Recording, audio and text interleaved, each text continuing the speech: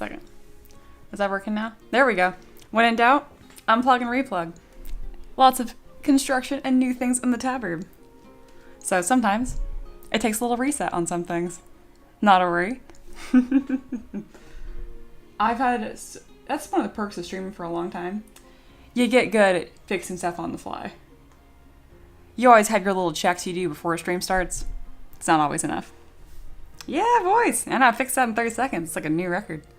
I like it. I like it. Hello, hello, everyone. No, I wasn't muted. It's just my mic's being real sensitive, which is okay. Let me get my other light going. Alrighty. Sweet. Let me give it a second here. A little refresh. And then we'll go through all the updates. Ray finally had their first win. Woo for Ray. Finally won a duel. Alrighty. See someone new is in the chat? Or no, you've been here once before. Rathavi. I think I'm saying that right. Hello and welcome in. Alright guys, let's get through our general warm-up here. First things first is there is a new freebie. So the free model for the day is this beautiful rose arch. If you click on this post and scroll on to the bottom, these 3D printable STLs are right here, ready to be printed. There's a pre-supported as well. This is all hosted on my Patreon. It's completely free. I have a new model every single day. If you want access to all 1,000 models, here are your options. This allows you to do a custom request, which is the Tavern Keeper's Craft of the day. So today we're sculpting a cherry blossom dragon, and that lovely person is Wildfire, and she is a legendary patron. You can also join for free, so I encourage you guys to do that. All right, that's all handled. And then I for once have a crochet update for y'all. We've made some progress. The cow now has a little nose, an ear, and he's all stuffed. So we made some good progress on this. Yesterday I took my first day off in 15 days. So now we're restarting that streak. It is officially day 1. I had a lovely, lovely day off yesterday. We did a lot. I ate a lot of pizza. And by did a lot, I mean we didn't do a lot, which is the best. That is a lot sometimes. We got a ridiculous amount of Little Caesars. We got a pizza, we got the Italian cheesy bread, and then we also got those little crazy puffs. It was a lot of pizza. It was great. I was also able to mow the pasture, so my horse was all happy out there. Farrier came out. Horse has new feet. It was just a really good day. I also re-downloaded Witcher 3, so I am doing a new playthrough of Witcher. Haven't done that since the update came out on my birthday 3 years ago. So yeah, that was a lot of fun. And then we started watching the Harry Potter movies again. So it was a really wonderful, relaxing day. Yeah. All right, that's the end of that. And I got one more exciting update for y'all. One, you already saw the wall that we have. So I have a solution to all of these lovely gifted memberships that were done by RB Gaming and Alexander. So of course, since RB and Alexander actually donated, they have mugs over on the left here. There's a little dragon for Alexander, and then below me is RB Gaming. Made everything a little bit smaller so they all fit. And the other 30 gifted memberships are part of the Tavern wall. So yes. All right, and then we have this is pinned on the top comment, but also we have a store now. We got a little, again, the currency is not real money, but it is earned by watching and chatting. I won't tell you the exact formula so you guys don't break it. But yeah, you can see the things that you can buy as of right now. I'll keep adding new things to it. So if you're logged in, you can click on it and just click on redeem. I only have 3 points, so I can't do anything on my own stream. I know. If you want to be part of this brick wall, it's 500 points, or if you pay to be a YouTube member, that will also get you that instantly. So here is our lead. Foxy is currently second place because Foxy won the random draw I do every night and got 50 points awarded to them. Congratulations, Foxy. But there you go. I'll have that pinned on pretty much every stream so you guys can kind of look through that. If you have any ideas of what you want added to the store, let me know, and maybe I'll make a thread on it on our Discord. Speaking of, you want a sneak peek at what we're working on today, you can come over here to the Cherry Blossom Dragon, and that will be the main Tavern Keeper's Craft. But that's pretty much it. We're currently just indoors open, just having a good time. So I want to say hello to everyone that came in. Taylor Beth is Reaper, same person, in case you guys are wondering. So we got, let's see, Reaper, Ray, Foxy, Mini Blaze. I know Non-Sleeper is in here. Oh, Pet's back. Welcome back. And of course, Wildfire and RB Gaming. And Aloha. I think that's everyone. Oh, and Taka. My goodness. It's popular now. Beautiful. All right, and then we had some issues with Aloha being recognizable. Bam. Let's see what the dealio is with that. It doesn't work with Foxy. It's possible. Let me try this. I had a few things I read about that I could try. You don't always have to use the at, and that might work. So I'm trying some things out here. There we go. Just don't put the at for Aloha, which is really weird. I'm not sure why that's the case, but there you go. That should work now, though.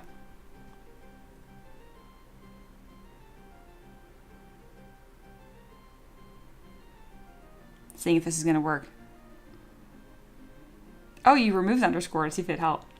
Interesting. Well, we'll see. We'll see. But yeah, we'll get it figured out. I have a little less power on my side since I could do this through YouTube instead of Twitch.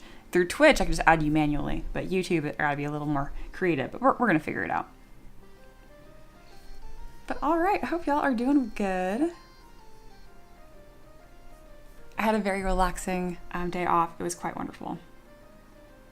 Rob says Blood and Wine is one of the best DLC of all time. Absolutely agree. They're talking about Witcher 3. So I've done the main story in Witcher playthrough myself, but I mostly would have watched my husband play it over and over again. It's a bit more of his game. So I've actually never played the DLC, but I've seen them played around me many times.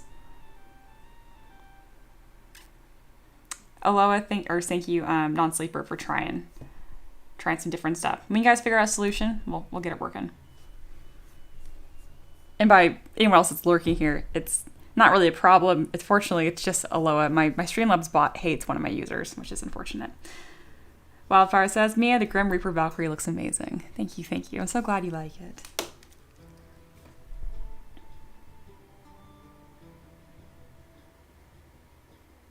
Well, fantastic. So you got two options here as far as like our fantasy currency going on.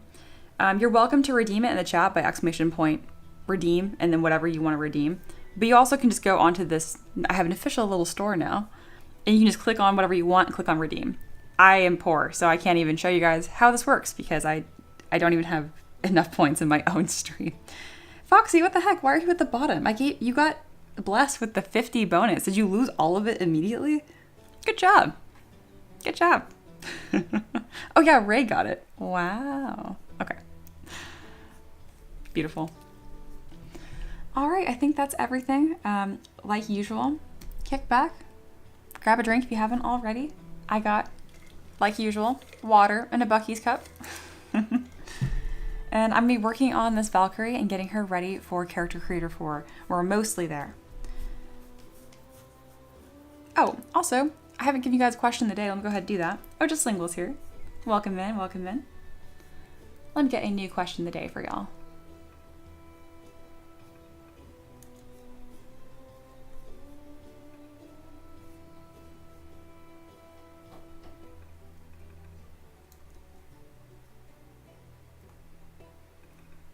Let's talk a little bit about DMing since we have a new channel on our Discord. It's looking for a group, and we're very lucky to have a few DMs there, more DMs than I expected. So I'm kind of curious, what's the most difficult? Balancing encounters, NPC voices, plot pacing, or everyone's favorite answer, it's probably going to win, scheduling, which is very fair. Can you make a list of redeems? No, there's a point store. Go to the link. Go here. It's pinned at the top of the chat. And I'll get you all fixed up. You can log in with your YouTube account, and that works as well. I think they're listed somewhere too.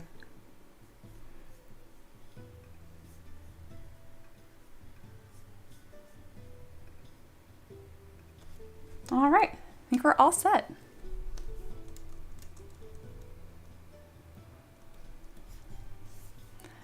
this lovely character here, and let's get her all prepared for character creator. We made a little bit of progress on her, and I plan to keep that going.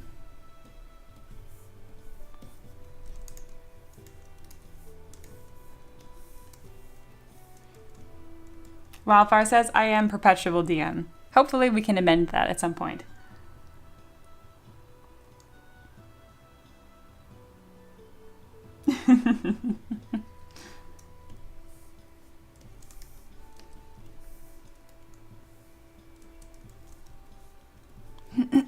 Excuse me.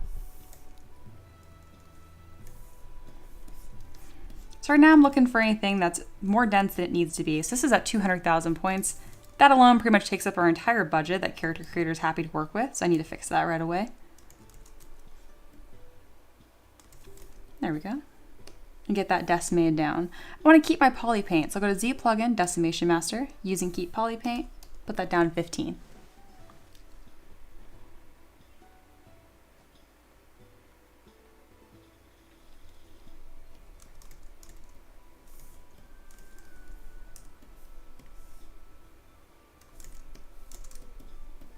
All right, 1 second.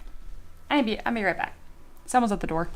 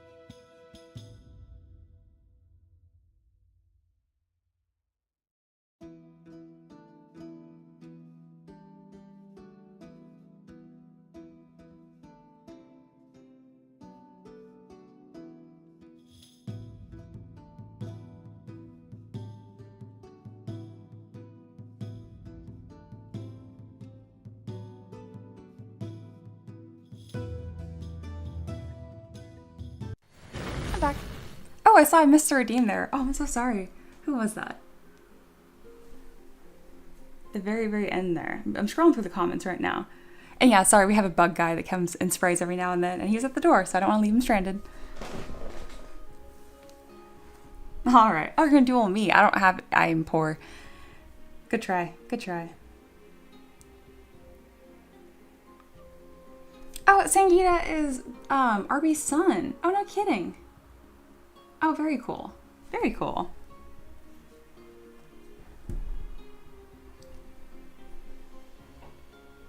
I'm scrolling through here because I swear something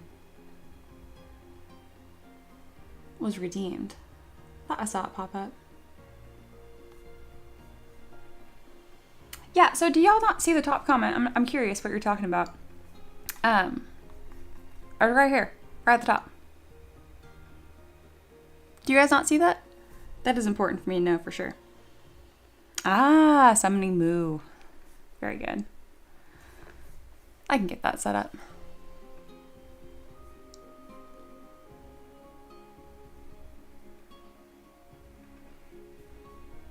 I moved that image around, so I need to go grab it.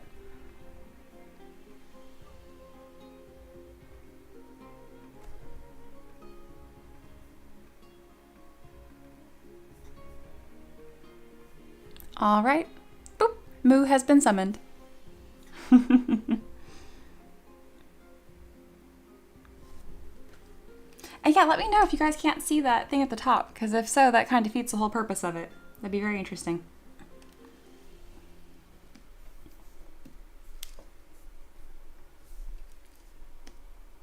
Oh, I got hidden by the pole for a little bit. Oh, okay.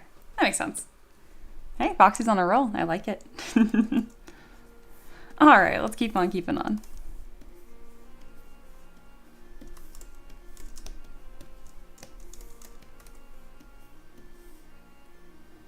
Okay, good. I'm glad you guys can see it.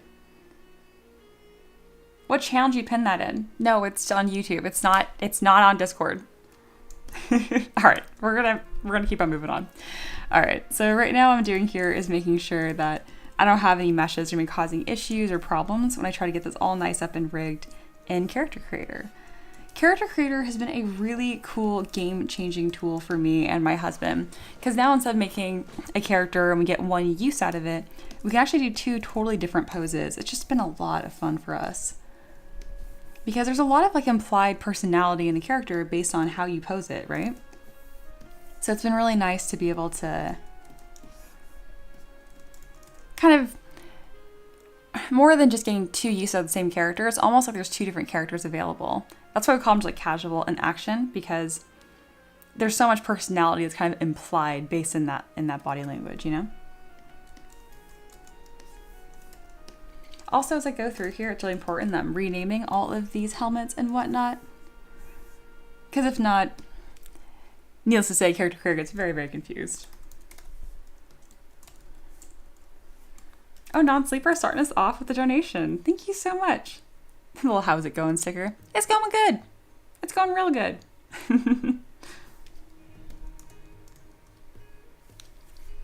Usually it lets me like it or something.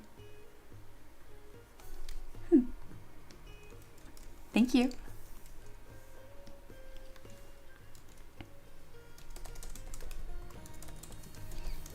The D20 of Destiny will be in play later, just a reminder.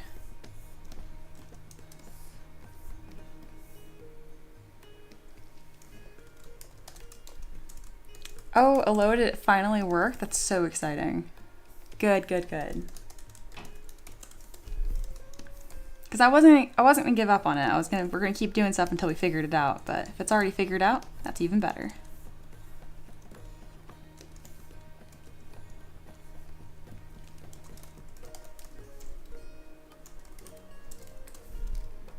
All right, we are moving right along through happy hour. Got a little reset because I needed to go grab the bug guy. Thank you so much, Wolf, for just showing that for everyone. Again, that's currently in our Cherry Blossom Dragon live stream, so you can go there and hang that out. What are my bots complaining about? Someone get banned? Oh, the @ here. That makes sense. Well, good. Thank you for posting again. I have to ban the @ here command because that's usually what spam bots use. But you're not a spam bot. You're a wolf. I like that when you saw it didn't work, you just posted it again. I appreciate that. I do.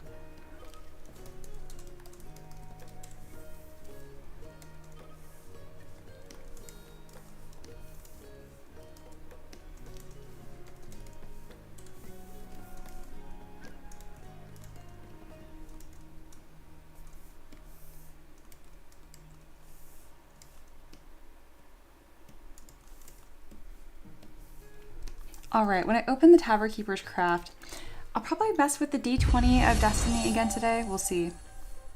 We're doing a really interesting character today. Oh, that's so kind of you, Non-Sleeper. Who did you give a membership to? Or does it kind of just go by random, kind of like, not random, but in order? Oh yeah, no pay redeemed a water check. Thank you. I have not sipped on any water, and I am feeling a little scatterbrained this morning, so thank you so much. Cheers. Oh, just Sling was a member now. Oh, good, good. Okay, very good. Yeah, I'm not sure if you were on our brick wall or not. We'll make sure to check that out during the break. Very cool. Now you got your fancy green name and everything. Beautiful. Awesome.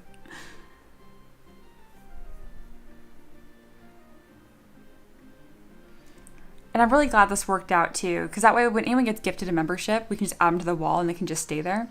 And then those that are paying for it are the ones that get the mug. That way we're not too overwhelmed. If you guys are wanting to have your own mug on the stream though, that's by joining the channel. There should be a button next to subscribe or something. If you can't find it, let me know. I'll grab an exact link.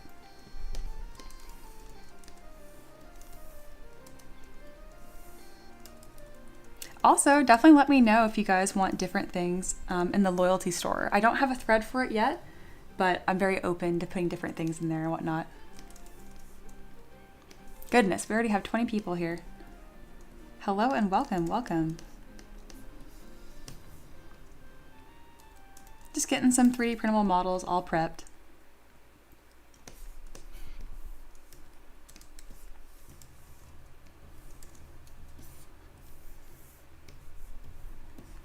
I'm so happy with this character too. It's the kind of character where I really don't have to give a very elaborate pose. We always do two though, so one I can kind of like push the bubble with it, and the other one I don't even have to worry about too much because she looks so cool even just in like a T-pose. That's how I know a character is going to come out good. When it's like, oh, she already looks cool.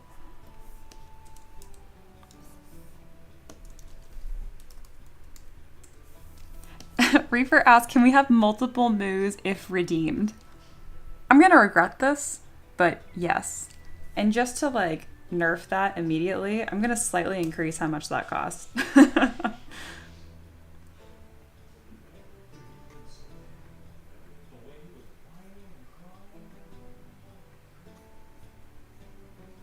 Let's see if I can get to it before you guys chaotically redeem it all. It's only 15 pulling. I really shouldn't have anything that cheap. It's not real money, so it's fine. I'm just gonna put 25. That should contain y'all for a bit. I think. Might be underestimating you guys. And then Miniblaze asked, Mia, just a tat check. Did you forget the spear or scythe? Oh, I never forget. I just haven't added it yet. But if you guys want to check out my asset library, I'm happy to share and let you guys look at that. So this is my asset library. These are all weapons I've created for different characters over the years. And we do have a scythe, just nice and sitting here. I wanted to go with either a scythe or a glaive for her. I think the scythe will pump up the Grim Reaper element a little bit, which I think we need, because currently I think she reads a little more Valkyrie than she does Grim Reaper. And we're trying to find the closest blend that we can. So let's go ahead and add in that scythe. Look at Mini Blaze keeping us on topic. Let's add a nice little bit of color here. Let me use drag rectangle. There we go. Perfect. All right, we now have a scythe. We are weaponless no longer. All right, I am going to decimate this, and I am going to remove the skull. It is cool, but I think I'm going to add a different kind of detail later on, and probably some chains wrapping around the scythe. Let's see if I can lower the poly count of this as well. Ray says, Mia, it'd be cool to have the evil mood, eventually more Tavern originals, oh, and more sitting at the bar. Yes, this is the first sticker that I've designed, but I'm a little short on time right now. But as I get the website finished, I'll have a ton of time to really pump all this up, and we'll have lots and lots of Tavern pets available.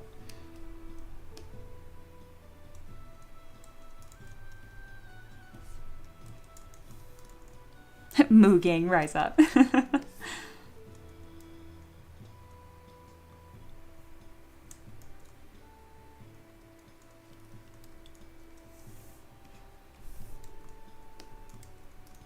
All right, this is another like one shoulder plate. That's what I'll call it.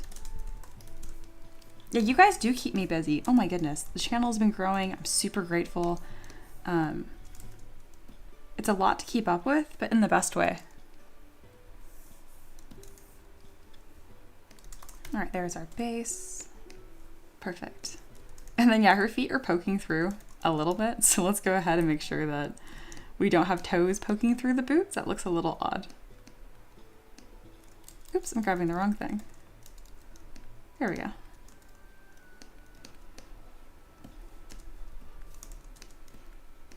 All right, let's see how many points we're dealing with here. It's a very intense character, so I'm probably gonna not even have the wings included at all when we start working on the pose in Character Creator, and then we'll deal with just this, and then I'll have the wings accentuate whatever pose we end up with. All right, I'm gonna merge visible. So I find this to be the easiest way to see what your total poly count is. All right, we're sitting at 264,000 polys, which is perfect. And that's right under budget. For Character Creator, you want to be around 300,000 or less. All right, awesome. That means I can get this uploaded for my husband to pose later. Amazing, amazing.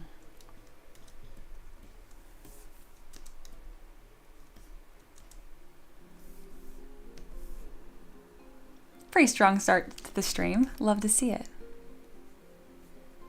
All right. Let me go ahead and save this. And then we're gonna be moving on a little bit early to the Tavern Keeper's Craft because this is all I really needed to get done in warm up, other than just like general updates and all of the cool stuff that's happening around the tavern. Thank you guys for being part of the growth. It's been a wild journey, it really has.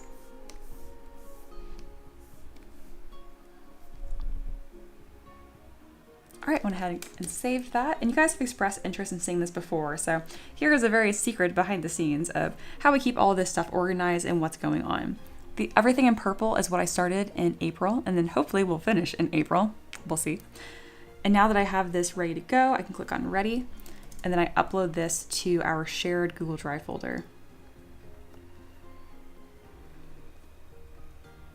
I'm always surprised how much it helps to share like even like the boring like Google Drive structure and stuff with other like students and artists. You can't be too organized, let me put it that way. Like, oh my goodness, this is probably just barely cutting it. Mini Blaze says, Mia can get a look from behind. Ooh, saucy. Jokes. Yes, absolutely. Yeah, she has this really, really beautiful veil that I am excited to pose and mess with. It comes across really grimdark. Currently, it's kind of on the shorter side. I think when the model's done in pose, the veil is probably going to be really long. Oh, speaking of, let me talk about what I'm doing right here. So currently, if I hold W for my 3D gizmo and then you click on Y on your keyboard, you'll toggle between the gizmo and the transpose line. The transpose line is fantastic for like really quickly doing organic deformation. So I can click and drag from where I want to start, and then bam, check that out. Isn't that cool? You could also use the gizmo and just like orient it and then use this to stretch, but I find the transpose lines a little faster for stuff like this. Just like that. So yeah, the veil's probably gonna end up being a lot longer, something more like that. But for now, we're keeping it kind of short and out of the way for when we pose. But yeah, there she is. What a fun request. Just Lingual said, I thought the posing folder said poing for a moment. I'm cooked. Yeah, you were deep in the lore already. Beautiful. Mini Blaze says, Mia, remember we have a 10-year-old watching. It was barely even that spicy. Watch at your own risk. Ray said, that was not the response I was expecting from Mia. Gotta keep you guys on your toes. Wildfire says, she looks absolutely awesome. She really does. God, this character has just... There's so many different ways you could fit this into a campaign.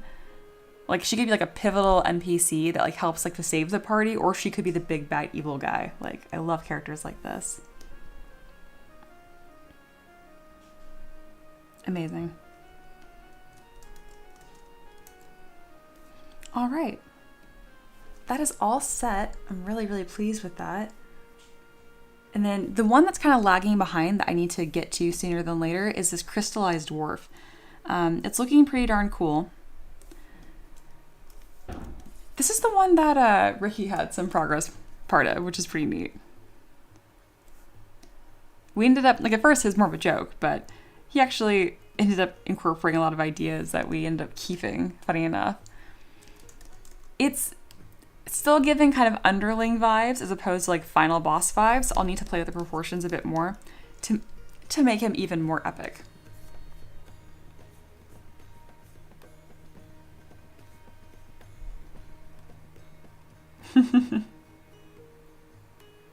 Already with the typos. Yeah, that's okay.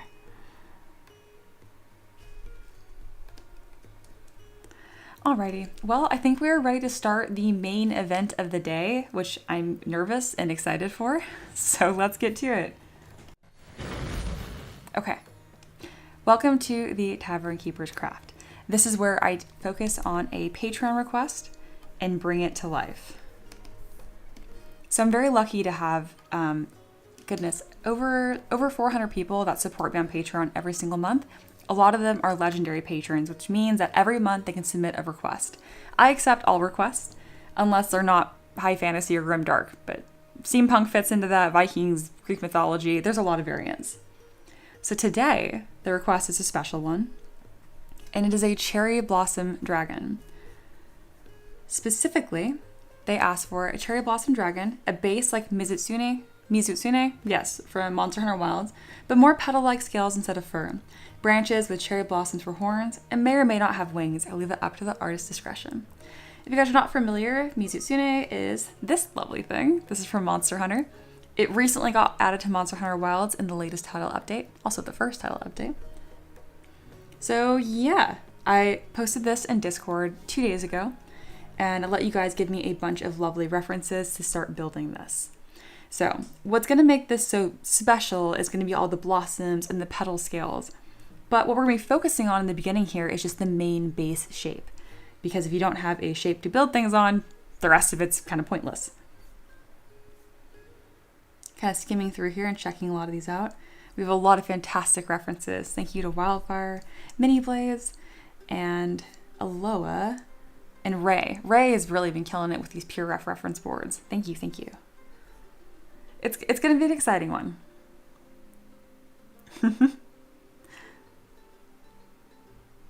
Foxy asked me, have you thought about doing minis with a range of different weapons so we might have the choice?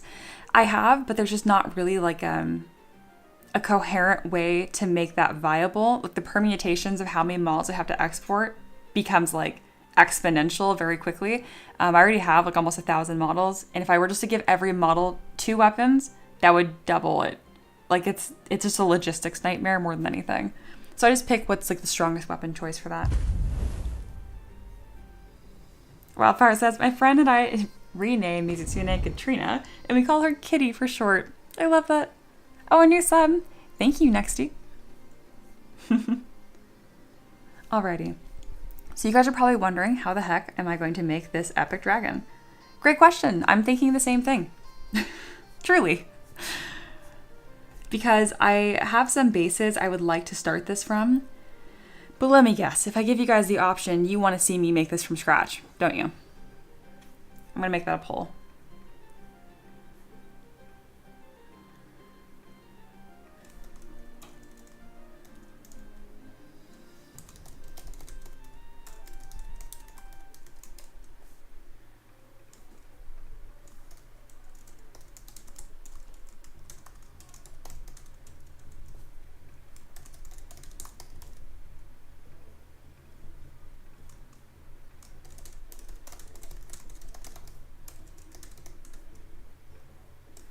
I have a very rigged poll going up right now, which is, should I sculpt from scratch today, which means just from a sphere, which is nothing?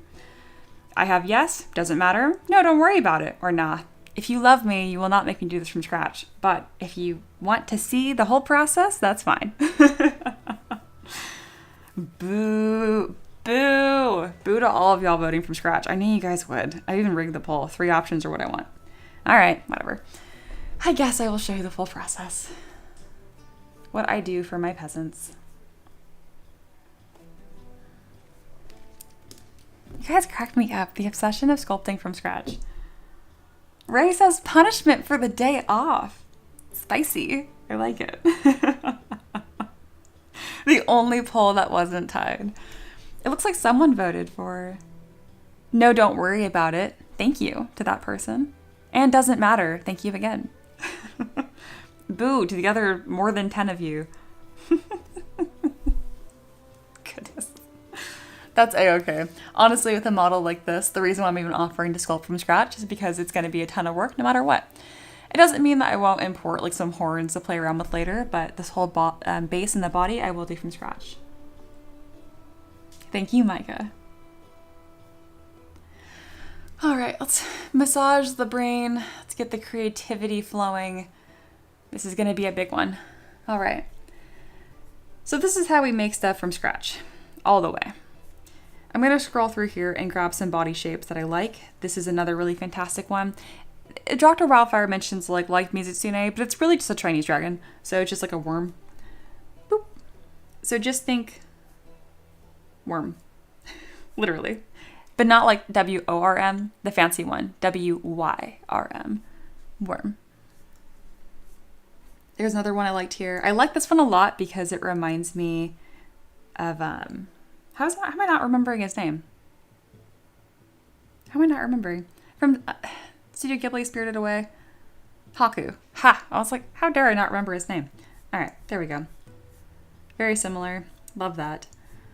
It'll be a little less on the worm side because Mizutsune is a little bit shorter, so it's not like as round and epic, but yes. Here is a human form, what we're making. Oh, I love that. Beautiful. Elf deer instead of human horse. Oh, I like it. Beautiful. Alrighty.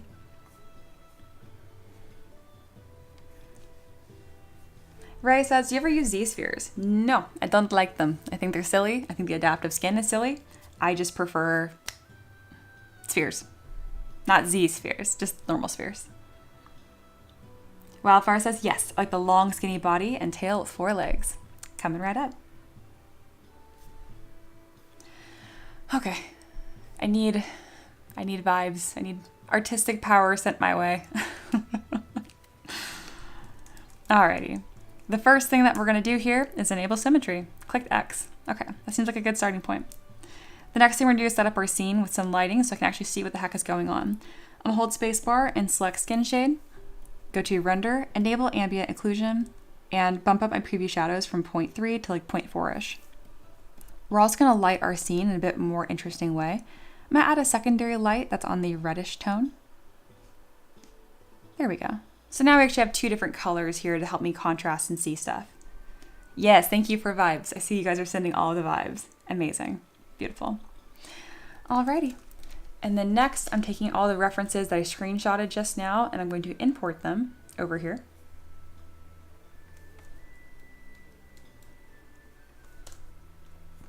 Perfect. All right. So this is a really fun one, and I'm going to preface it because I've made over 1,000 models, like not just dragons, but just like characters, monsters, that kind of stuff, scattered terrain. It's unlikely that I won't be able to sculpt this in my first try, but it is possible, and I'm excited to show you guys either option here. This is really important for my students especially. Some days it just kind of doesn't happen, and that's okay. That is a-okay. So I want to let you guys know that I'm kind of planned for whatever outcome happens here, and I want you guys to really see like my process here, and then I'm just kind of here for the ride. I'm going to make intelligent decisions as I can and try to be thoughtful and intentional in my design work here. But sometimes it just doesn't flow, and that's a-okay. I just really want to stress that. And I'm not trying to take pressure off myself, ironically, because I'm not worried about it. You guys are just fun to hang out with. But I have a lot of students in the chat that are perfectionists or recovering perfectionists. And I really want this to speak to you guys, and you can see the process. And part of the secret to success in designing is not needing it to come out good the first time, or really ever, honestly. So I want you guys to kind of see that looseness that I mentioned, because in a lot of my assignments for my students, I have like create bad is the title. And I mean that. It keeps your forms loose. don't be a spaz and don't be mean to yourself. Because if I start this and I'm like, okay, all right, we're gonna block this out. Oh, that doesn't look good. Oh, that doesn't look good. We're not gonna get anywhere. So you're gonna watch as this iterates over this next process, and it's going to be a beautiful live stream. So with that little preface said, let's get started. All right, my favorite place to start is the head, and we're gonna go for some basic shapes here. I'm gonna be using Dynamesh a ton. So we have our sphere. Instead of using the move brush, I'm gonna come in with trim dynamic. You could also use H polish, it doesn't matter. And I'm looking at this reference primarily right now. I want you guys to know exactly what I'm looking at, so that way everything is as clear and as easy for you guys to follow as possible. And see how this head's pretty much as a big triangle, right? So that's what I'm gonna kind of like start to block out here. We're gonna remove some forms right here. There we go. And then I can grab my move brush and kind of pull it straight. It's all about keeping it really simple and really loose. And I'm not gonna make anything perfect. There's a really beautiful square jaw here, so let's kind of pull that down. And I love dramatic shapes. So I really wanna like concave this head. Think of almost like an Arabian horse. They have that really like pronounced dished face. There we go. And then there are some transition planes here. It's not quite this boxy of a shape, but we're not worrying about that right now. It's too early to get into that. All right, does that look more like the head than when I started? Heck yeah, it does. So guess what? Move on. That's the big one where a lot of my students immediately struggle. You gotta move on. Alrighty. So now we're gonna have this body start to take form here. Because it's a worm, instead of using a sphere, I might actually just make this sphere nice and tiny and then come in with a curved tube brush just to get a nice long tube started. Where's curved tube? There it is. And I'll click and I'll drag. All right, we have a tube. Amazing. I'm gonna split it into its own object and delete this original one. Let's make sure this is symmetrical, so I'll click mirror and weld. There we go. Activate symmetry. And now let's start pulling some shapes around. You'll notice that I've made the head quite small, and that's because I do want this dragon to look big. You don't want a giant head for your dragon. You're gonna make it look like a baby otherwise. And then I'm gonna Dynamesh. A lot of Dynameshing at a low resolution. So something I'm noticing is that Dynamesh is being a little picky, and that means that this is way too big in the scene. So I'll click Unify. Look how small that made that. Bam. So once I notice there's a scaling issue in ZBrush, we do not fight it. We immediately just let it go. Fix the problem as you find it. There we go.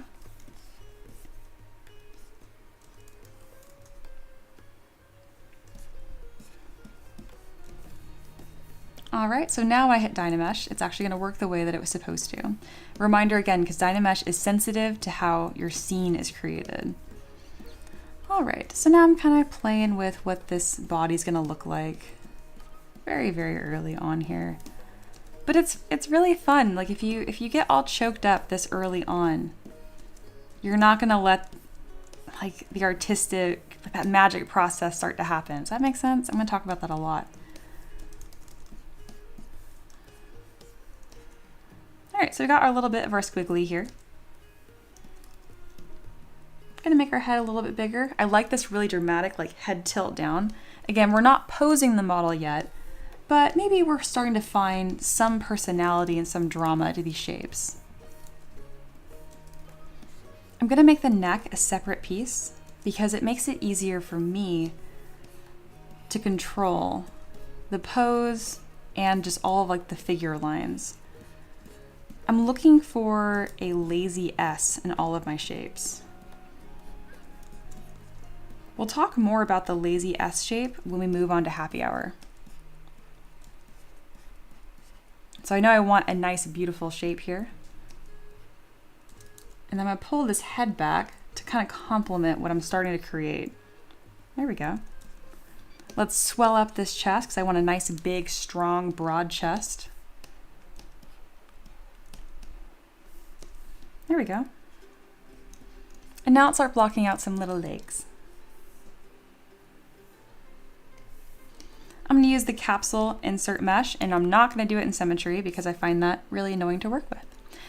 Added that capsule, and then it's already masked, so I hit split mask points, and then we're gonna Dynamesh. And this is where I'm gonna start looking at my reference a little more closely on how these legs are composed, because you can't expect yourself to remember everything. I always joke that I don't know what anything looks like, which obviously isn't quite true, but it's a good way to behave when you're learning. So I can look at this reference here, and I can see that we have a little bit, there's a couple different forms here. We have our neck, and then we have the arm is like this L shape, but really it's more than that. We have a shape here, we have a shape here, and then the foot. So that's 3 different shapes. So we have our first shape here. And everything's gonna end up being kind of like a, you don't want like perfect ovals and spheres. They're gonna end up being like tapered triangles. And it's gonna sit away from the body, just a touch.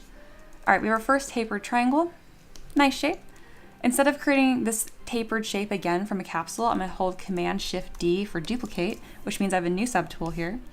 And then I'll just click and drag with my gizmo to place it. Let me know in the chat if you can already see this taking shape, or if you're still refining your artistic eye and you're like, this is a blob. You made a spaghetti.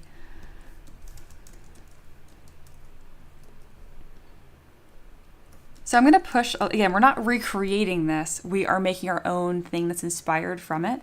So this is where I'm gonna start taking my own artistic liberties. And I love Mizutsune, but what if Mizutsune was even longer and lankier? I want like true whimsy and like almost like the body parts, everything looks more like a tree branch. This is looking a little too stout for me.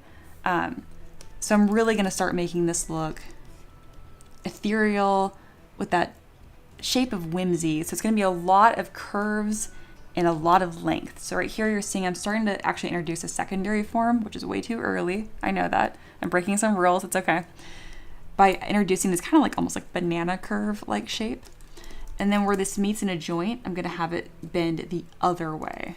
So it's a very, very early secondary form. I really don't need to add that just yet, but I can break rules because I've done it so many times. It's okay. If you're a student, I would encourage you to not even refine your shapes that much yet. Oh, it's Ricky. Hello. It's me. Going from a sphere today, huh? Yeah, I was feeling bold. I knew I could do it. And if I couldn't do it, that's even better. I was telling them that in the beginning too, where I'm like falling on my face, so to speak, and not be able to create anything on stream. In some ways, is even more beneficial for you guys. True. Because I'll like watch. I'm so confident that if I try it again tomorrow, I'll be able to do it. Yeah. It's already coming out cool. But Good it's job. okay if it didn't. Yes, absolutely. You start from scratch if you need to. Yeah, That's part of it. Exactly. So. That's the secret sauce, is not trying too hard. Not getting too attached too early. Yes. Listen to Ricky. Listen to me. All right, we have one little nubby foot. And I'm not sure how I want to make the feet look interesting, but feet are so important. So to all of my ladies out there, y'all understand that shoes make the outfit. It's really true. If you walk out in like sweatpants and a loose top and flip-flops, it just looks like it's dressed down. But if you put high heels on, it's fancy suddenly. It's just how it is. Similar for like monsters, hands and feet, like that conveys so much like tension, and it really ties the whole design together, okay? Oh, everyone's saying hi to Ricky. Oh, I'm sorry. I'm sure he would have said hello back. Oh, Dragon's here. Hello, hello. I remain unconvinced. Is it about not being perfect? Oh, you mean it's not a duck? I missed the initial comment. That's great. Anyway, so does it have a knee and an ankle? I don't know. Does it? No? I'm not worried about that. So already you're thinking too zoomed in. I'm thinking just like shoulder, or in this case, yeah, like shoulder to elbow, and then elbow to wrist. So we're not breaking like knees and ankles. That's not even like the same. Those are too far apart. Simple, more simple. So I have an arm here. So we're doing this shape right here is right here. And then this shape right here is here. That make sense? Nice and simple. And then Dr. Wildfire said something that I just loved. Where is that comment? I need to go find that. How am I blind? I just saw it. Anyway, Wildfire said, like, I see the attitude and, like, the personality already, which I love. Maggie Blake said, sorry. No, you're fine. Don't apologize. I just mean, like, don't get too specific with yourself. Arm. Okay, got it. Sounds good. Very good. Ray says, Mia, I hope you don't leave the house in high heels and a tracksuit. Don't tell me how to live my life. Alrighty. I want a more interesting foot shape. I don't know how I want to do this foot. Look, I'm giving it like a little like cat bean foot. Ooh, I don't hate that idea actually. What if I made this like a little C shape? Like a little sock? Okay, so I'm trying to define shapes I'm unsure about. I like using Z-Remesher in half, actually. Yeah, I think that would be interesting. And then from this shape that looks kind of like a little slipper, we can add claws. And claws are so important. So let's go ahead and create our first claw. To create a claw, all I do is I just take a sphere, I make it long and stretched, go with my gizmo, and then bend arc. Soup. Bend arc. We're gonna rotate it and then trim dynamic or knife, it doesn't matter. You could also mask and hide. There's like 100 ways to do something. Bam. We got our first claw. I'm keeping it really long because that's kind of just how I want this monster to look. And if I want to shorten it, it's easier to just move it more into the mesh instead. Does that make sense? I feel like it's not curved enough. I actually wanted it even more curved. All right, we have a single toenail. So Mizitsune has 5, it looks like. 1, 2, 3, 4, 5.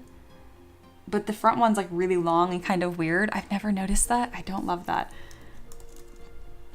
But I know that they know what's going on, so I'm gonna kind of mimic it anyway, because very talented artists worked on this. And if they have that kind of variety in the toenails, there's a reason for it. Yep, that's why, because it's kind of simulating almost like a dew claw, and then by having that middle pointer, it gives a very clear shape. It also reminds me of like a butterfly's little snooter, you know? All right, so again, I really want to make sure that these are on a curve, just like how your fingers and knuckles have a curve right here. You want to make sure all the claws aren't just like flat. You want to make sure it bends as well. Does that make sense? I saw Aloha put in a picture recently in our Discord talking about that, because I talk about it a lot. All right, we have the beginning of that shape. Now I'm going to start clicking mirror and weld. We are ready for that. Okay, we have that initial leg complete. And now let's create the back leg. So for the back leg, I could duplicate and scoot this on backwards. I will do that. So that's what I'm gonna do. Never mind. I was gonna say like, oh, but you could create from scratch. No, I can just keep duplicating the same piece over and over again. All right, that's gonna position somewhere here on the lower side. And then pay attention to how this is constructed, because it's pretty much backwards from the front arm. Let's see. Aloha says, unfortunately, guys, I hate to say it, but this creature might not have the correct muscle groups for me to begin my campaign to cake them up. Yeah, it's true. There isn't really like a proper like dragon booty to deal with, and especially because it's just like a snake. It is bootyless, I'm sorry. Wildfire says, I said that spaghetti has a personality and I can see her attitude already. Amazing. I missed the first one. The spaghetti has a personality. Very good, very good. Amazing. All right, so again, I'm looking at this shape here. Comes straight down, back here. So 1, 2, 3. So we have our 1 right here. But see how I already, I created the shape I thought I was seeing as opposed to what's actually there. That's why I'm saying like, no, this is straight up and down. So I need to, oops, amend that. Again, Seder says this all the time too when they're here. They're gonna be so sad they missed this. Anyway, which is don't draw what you think you see, draw what you actually see. So this is straight up and down, so I'm gonna do the same thing, even though I don't want to. And now I'm gonna duplicate this shape to continue creating this leg. Goes straight down, kind of a nice little curve.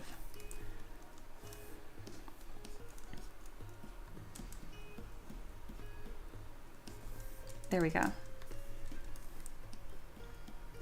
And something important to note that's kind of like an easy thing for me is these joints usually are in the same plane. Do I have a reference that shows that? Not really. Here. So a lot about when I'm working on dragons, I'm combining a lot of anatomy points between horses and lions. Those are like my two. So horses are just leg, all right? So see how like this joint here lines up with their hock? That's called where that bends. They're on the same plane. I try to do the same thing with the legs here. That's another like visual guide that I follow. You'll see that on horses, you'll see that on lions, you'll see that on dogs, you'll see that on really every four-legged creature. But there's like different ways it's expressed. So here, lions are a fun one because it's actually pushing it. It's about as low as it can get versus this joint here. But when they actually bend and move, it's pretty much on like the same plane. Again, it's good to know like what animals that you're drawing from when you're creating something that's not real. Yeah, this really is straight up and down. In my head, it comes forward so much more, but it doesn't. I'm really focusing on this curve right here, which is just not what's happening. This shape is still up and down. It's interesting. Just whatever biases you have, just be aware of them so you can keep fixing it. And for me, it's hind legs. I do hind leg wrong all the time. The more you know. Just Lingual says, oh, let me see. Mini Blaze says, Mia, so there's no command that will let you use the part you were doing and reverse it. What are you? So like mirror does for matching. Like, can you mirror a piece? So there's no command that will let you use the part you were doing and reverse it. Yeah, you can mirror. Just click on mirror like that. Can you ask that in a question? Like Jeopardy. Just Lingual says, Mia, it's good to know that snakes also have a body versus tail, and you can get referenced in the anatomical differences when sculpting snake-like creatures. Yeah, that's true, because there's a very distinct spot where they start to taper. I think it's where their butt is, actually. Yes. Absolutely. All right, Mini Blaze is rephrasing their question. Sounds good. So you're asking about mirroring? Yes, you can mirror. You can mirror on any axis. Mini Blaze, sorry, I am asking. That was the question. I'm assuming I gave you the right answer. Asking questions is hard. Like, I tease Mini Blaze because they're fun and they're good sport and stuff. But like, once you learn how to ask like clear, direct questions, it's a reflection of your understanding too, and you will grow even farther, like sooner and faster and farther as a student. I like to call it learning how to learn. And it's really difficult because you have to be able to explain a concept that you don't even understand to someone else to get their information from them. So it's very, very tricky. Mini Blaze asks, Mia, is there a ZBrush setting that will let you take a part and flip it around, just like you can mirror? That was much better. My only confusion is let you flip it around just like you can mirror. So yes, just like that. So you click on mirror, it's under deformation. I have it on my custom UI, but if you go to subtool, deformation right here, you can mirror.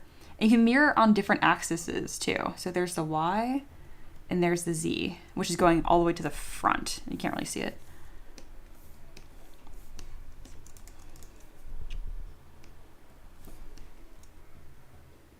Mini Blaze, tell me about it, right? It's tricky. Oh my goodness. Non-sleeper points to themselves, has trouble learning, right? And so much of that is learning to ask good questions. And that's why I love that you guys ask questions. And like, I have no problem being like, what are you saying? Just ask me again. And I really mean that too. Like, that's a great time for you guys to practice as well, how to formulate questions. My favorite is like, you guys have all had this experience with teachers where like if a teacher doesn't like your question, they just like answer their own thing. And I'm like, I understand my question was bad, but like you hijacked it. Talk about what you want to. I try not to do that. Oh God, Just Lingual, I can already tell this is a troll question. Just Lingual says, Mia, how to ask good questions so we can ask questions goodly? You know, that was a troll question, but seriously, it's a good question. You get better asking questions by first asking a lot of questions. And then two, make it as short as possible. See if you can take out as many words as possible. I have a lot of students where I have to teach them this. Like, they won't just ask me a question, they send me a paragraph. And somewhere in there, I guess there was a question. And I'll be like, boil that down to one sentence. And that'll really challenge you to like think noun, verb, this, and what is happening to it.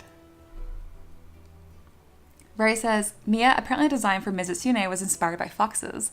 And I think I'm going to get some of that like fluidity and stealthiness in it, but maybe less on the face. Okay, I'm getting distracted, which is great, but I am going to try to get a little bit more done here. So I mentioned that this is a 3-piece leg. The front leg is a 2-piece, 1, 2, 1, 2, 3. And then this hock joint is going to line up roughly with the elbow. But apparently not if it's a lion. Honestly, looking at that, I was like, I'm kind of wrong here, aren't I? That's okay. I'm going to merge down the feeties and the claws. A really easy way to do that is to hold down Option or Alt on Windows, and you can click on whatever object you want, and then hold down Shift and this little arrow, and it sends it all the way to the top, which is nice because there's an automatic function called merge down. So if you put everything at the top, you can merge things down in order, have a little more control.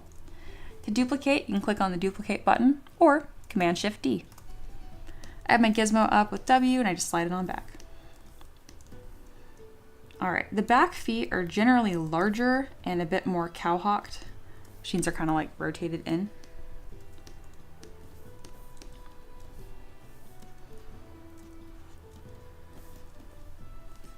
And then I do need to change the shape of this back foot. I might even make this larger and duplicate this shape as well. I'm gonna start bringing in these petal-like forms, and that's all very secondary. But we're kind of getting ready for that, honestly. That looks kind of like a petal. No, it looks kind of like a claw. So I'm going to zero mesh by half because I'm trying to find a shape here. I'm going to turn off symmetry, and I'm going to make a little petal. I need to inflate it a lot. Oh, it's so sensitive.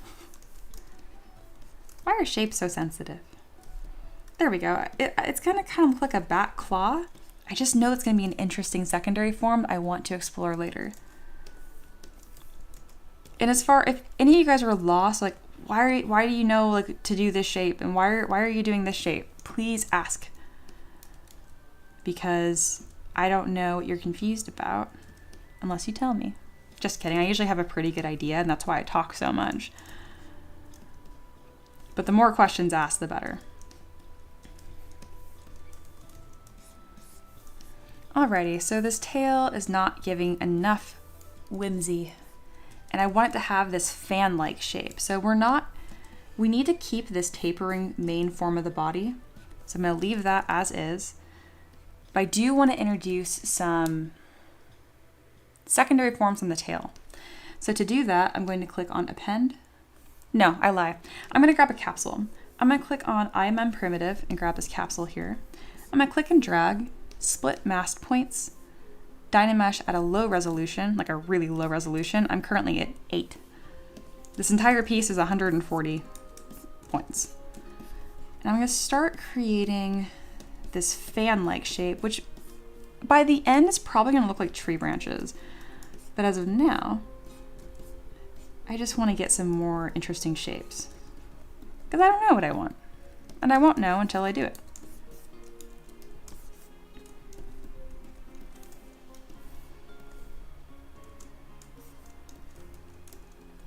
Just Lingual says, so I should have shortened my question to, how ask? Okay, don't go so far to where you sound like that episode of Kevin in The Office where he's like, why big talk when small talk do trick? But yes, essentially yes. Can you guys tell I've been rewatching The Office?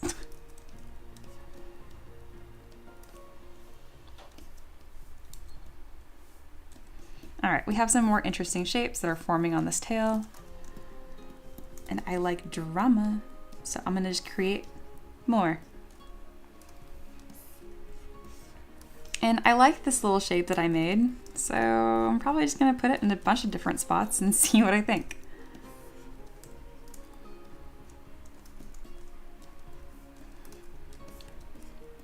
Okay, if you guys were looking at this, you're like, what the heck? You now have so many secondary forms, that was so fast. Well, it only works because I was slow with the base shape. Does that make sense? And I don't know what I want, so I'm just gonna try stuff. And if it happened to work out, that's cool. But if it didn't, I'm not attached to it. I have no problem erasing any of this or deleting it. That's what I'm talking about, where I'm like, just design nice and easy, be loose. Right now I can tell you that the head and the neck are way too short.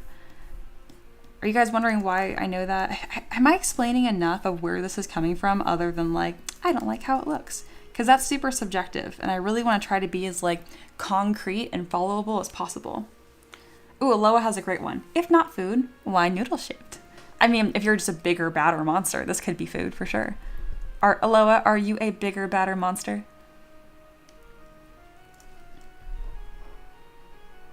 Dragon says, do you know if you can add new shapes to projects in the free ZBrush? It feels like a really basic feature, but we couldn't figure it out yesterday. I don't think so. And they call the new shapes, those are called subtools. I don't think you guys even have this menu in ZBrush Core Mini, if that's what you're talking about.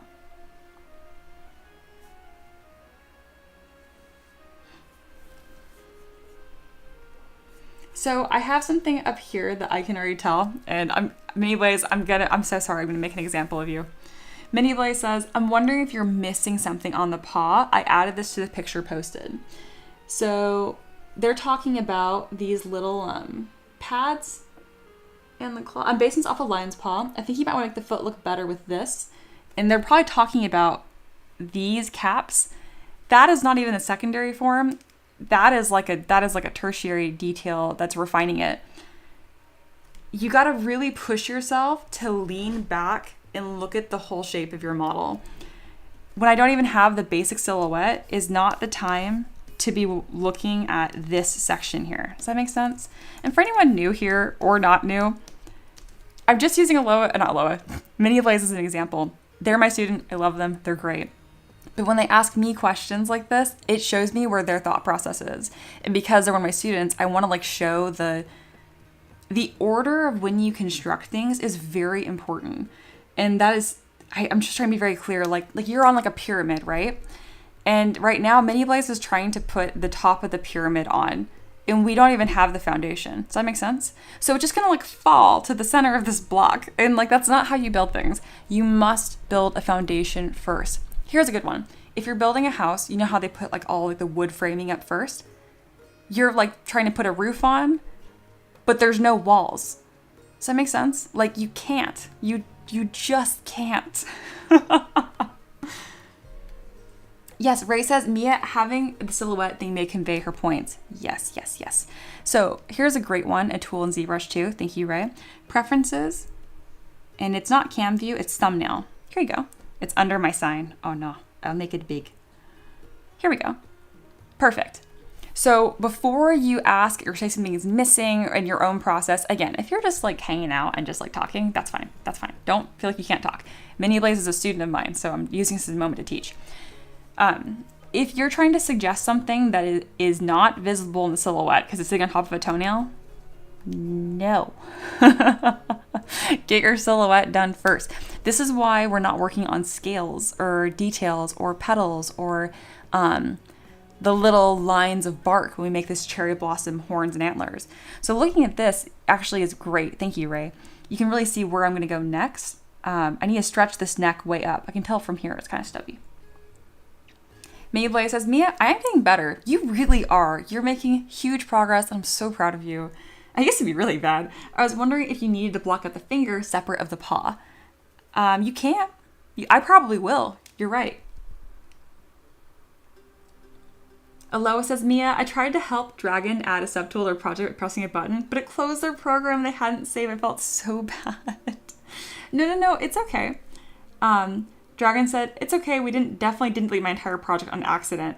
Okay, that shouldn't happen. So that's silly on both. One, Aloha, wow, look at you being bad. Just kidding. But Dragon, if you don't have quick save enabled, you were asking for it to happen because ZBrush is a menace. It is. You should be able to go into your quick saves and grab that project unless you had worked on it for less than 3 minutes. So right here, do you guys see this? I already have 9 different projects I can go back to for just this dragon from this live stream today. You can enable this setting by going to Preferences, Quick Save. Here you go. The maximum duration. So my quick saves generate every 3 minutes because I'm crazy. And after 200, it starts overriding itself. And I don't save undo history either because I am a free creative spirit. I don't need undo history. I'm crazy. Anyway. But seriously, if you don't have this enabled, like you were asking for that to happen because ZBrush smells fear. It really does. Also, again, thank you to Ray. I'm going to keep this silhouette thing pulled up as I continue to work on this project because it really should have just been there anyway. Zooming out a little bit here. Mini Blaze, was that helpful? I hope that was helpful. Yeah, save. Aloha, the chaos follows me like a plague. Yeah. Just Lingual says, Mia says, skill check to losing the project. Yeah, that's exactly what I did. Ray says, for those of you that don't have God tier PCs, put limits on undo histories or it'll shred your memory. Exactly. Dragon says, lol, yeah, it was deserved. I don't want to say deserved, but like, let's all just hate ZBrush together, shall we? Let's have a moment where we're all like, stupid ZBrush. Okay. I'm gonna make it's gonna crash on me, watch.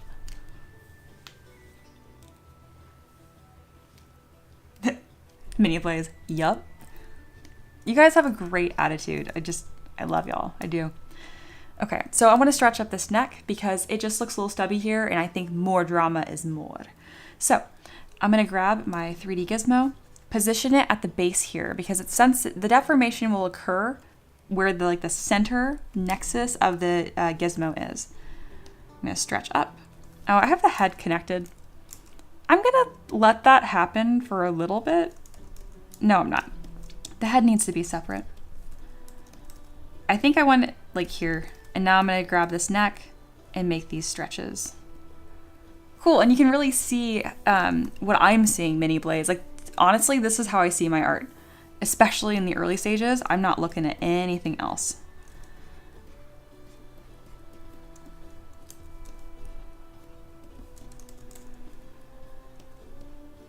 Okay, I have a question for students and non-students. This can go for anyone. This is any creative, non-creative, give your answer. Does anybody know why I have the neck piece separate than the body?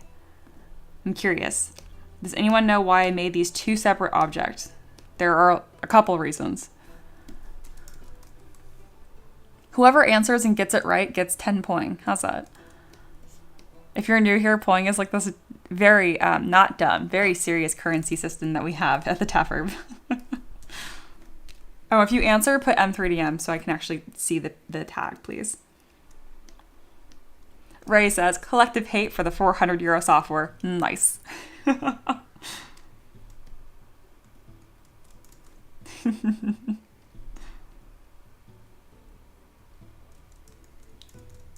Mini Blaze says, is it for posing?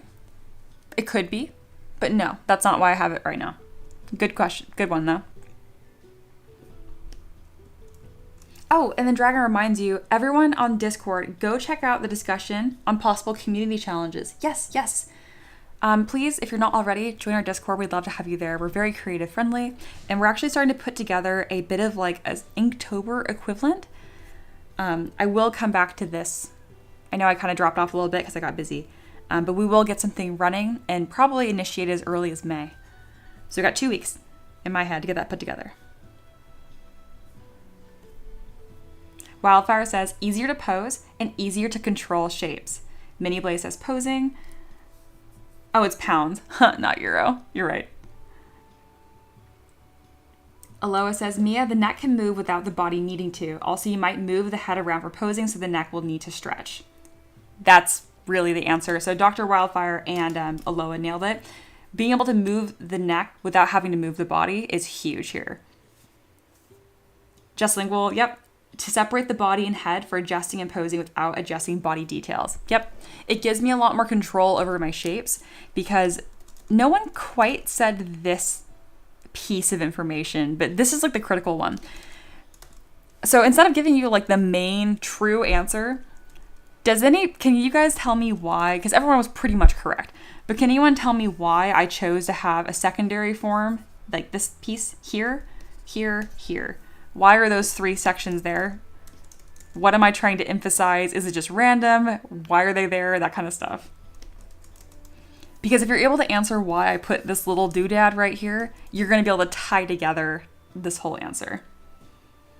Non-sleeper mentioned, Mia, the neck can be moved and the head movement is better for posing. Also true. A lot of great answers here. I might have to just give all of you guys points for this.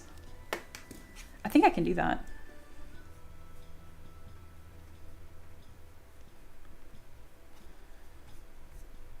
I'm going to try to do that. Add points to all viewers. I'm going to see if I can add 10 points to everyone. Let's see if it works. I have no idea.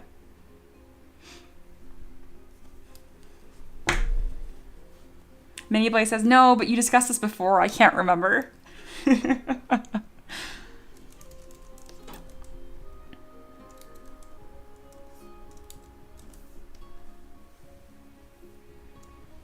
Ooh, that's a really good one from Just Lingual. To help readability of the form and different body sections. Yep, that's really it. Aloha says, Mia, the flow of the character, its vibe, attitude, and silhouette all gets helped by these flowing smaller forms and will help inform the overall design. That's like a second tier answer. Like that's perfect. Like that's a little more in detail of like why it's succeeding. That's great though. But yeah, the big one is Just Lingual and Dragon got it. Having it there splits up the shapes. Yep.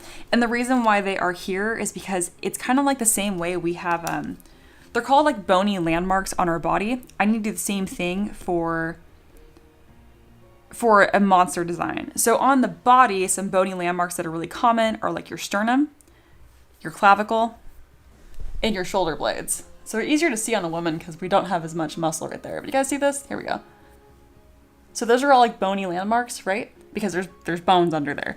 So it's really important of like when you're sculpting things you can kind of like jot out. I'm pretty much simulating that same thing by having these secondary forms here because right here would be the shoulders essentially, right? This would be the pelvis. Does that make sense? I hope that made sense. Wildfire says, to me, it looks like they're almost at anchor points. That's a really good way to say that. I like that. Where the flow in between those points is more flexible, but the anchor points, yes, have to be there to define the character. Okay, that's perfect. That really tied together what I said about bony landmarks. Oh, and Mini Blaze mentioned collarbone and then wrist bone. Yep, those are some more. All right, I'm going to screenshot what Wildfire said specifically because that was like a unique, important one. Empress says, I am here, I promise. Please no hate. Thank you. I will never hate you, Empress. Welcome back. All right, I'm going to start giving points to people. And Monkey's here. Hello, hello.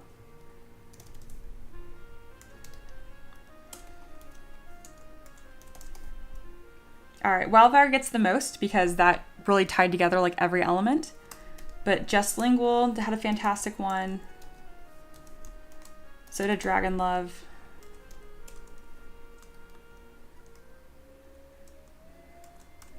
So did Aloha. And so did Mini Blaze. Good effort. Oh, I put a little apostrophe. Is that going to work? Unable to find Aloha. I will deal with that in a second. Just Lingual says, I think bony landmarks are useful to fix the struggles I've been having with my rhino gargoyle I've been hating. That would be a good spot to start. Yes. Mini Blaze says, oh, I got points. Thank you. You're very welcome. I don't think it actually worked though, so I'm going to do it again. Because I had a typo. What are you sculpting? I am sculpting a cherry blossom dragon that is loosely or strongly based on Mizutsune from Monster Hunter. But not non-sleeper. Oh, I'm not done yet. Don't you worry. A lot more people interacted than I expected. So this is taking longer than I expected. Almost done.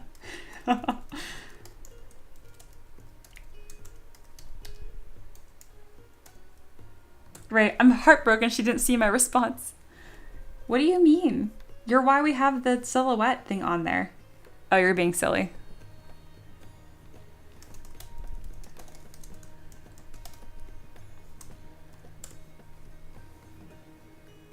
All right, I think I got everybody, but seriously, if I missed you, please let me know. Yeah, 26 people. I love that. Well, this is an especially high value stream, so that honestly doesn't surprise me. Okay. Even the silhouette from the front, y'all, is looking cool. Like, what? Cool. All right. A few more things we need to start adding here. I'd love to keep messing with the neck and adding, as I like to say, more drama. But I really need to add a couple other key elements here, which is going to be the horns. You guys are an interactive bunch. I love the passion for learning. I do. And a reminder, I'm still learning too, and I will always be learning. So if it ever sounds like I have all the answers, I do not. I just talk slowly, which makes me sound really confident. But I'm just talking clearly and slowly. It doesn't mean I'm always correct. Okay. Next thing that we're doing is we are going to make the horns. This is a great moment for everybody to kind of pay attention. If they're in 3D specifically. If not, it's just fun to look at. Because I have a really fast way of making horns that looks really, really cool. Or blocking out like antlers. The first thing I should do is probably grab a reference, but we're not going to do that. So it's fine. I'm going to show you guys how to use curve tubes to make antlers really quickly. So when you click and drag, that's how you begin the curve brush, right? But this isn't what makes antlers look so cool. We're missing a lot of key features here. The big one being that natural, beautiful taper that happens. So instead of sculpting it manually with a pinch brush or smooth, let's make it automatic. I'm gonna go to Stroke, Curve Modifiers, click right here to make this little graph show up, and then FV to flip it. I want it to be a negative downward slope, which means as length continues, shape decreases, which just is a fancy way of saying taper.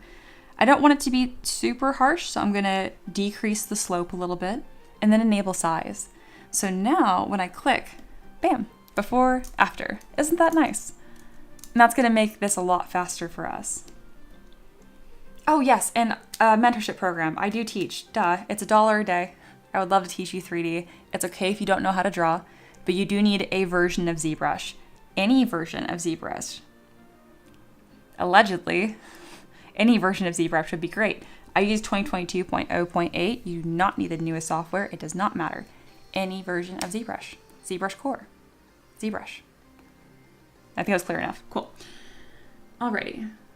Non-sleeper says she does not have all the answers, but usually knows where to look. Yes, that is true. I love learning. I love teaching. So even if I can't give you the answer, I can sure point you to it. Alrighty. We have our first main base shape here. I'm going to hit split mask points, so it's its own subtool. And now I'm going to go to one more change, because if I click and drag right now, it's going to stick on top of it, and we don't want that. I want it more embedded. And again, if you have to do something repeatedly, that's usually for suckers. You want to have as much automated as possible. So I want this to be set into the horns. So go to Brush, Depth, click on this little orb here and drop it down. That means that it's going to insert into the mesh just a touch. So now when I click and drag, see, it's a little more inset. Honestly, not as much as I wanted. So let me go even lower. There we go. And even lower until I find what I like. There we go. All right. So now I'm gonna just kind of start building up these shapes, and I'm really just gonna have fun with them. It's so easy for me to iterate them. I might as well just go nuts. And that's because I kind of took the time to play with this brush here. So that way I'm not spending very much time fighting the brush. Instead, I'm spending a lot more time just thinking about design and what's going to work or not. It totally looks like that Pokemon. Who's that Pokemon? Yeah, dude, I can't remember the name. Chikorita is the baby, right? No.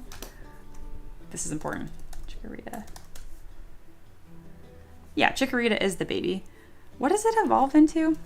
I never remember the name. Bayleaf. No, that's the last one. What's the middle one? Oh, it is bay leaf. And then meganium. Wow, these names not... I'm pretty good with my Pokemon, but that one did not stick.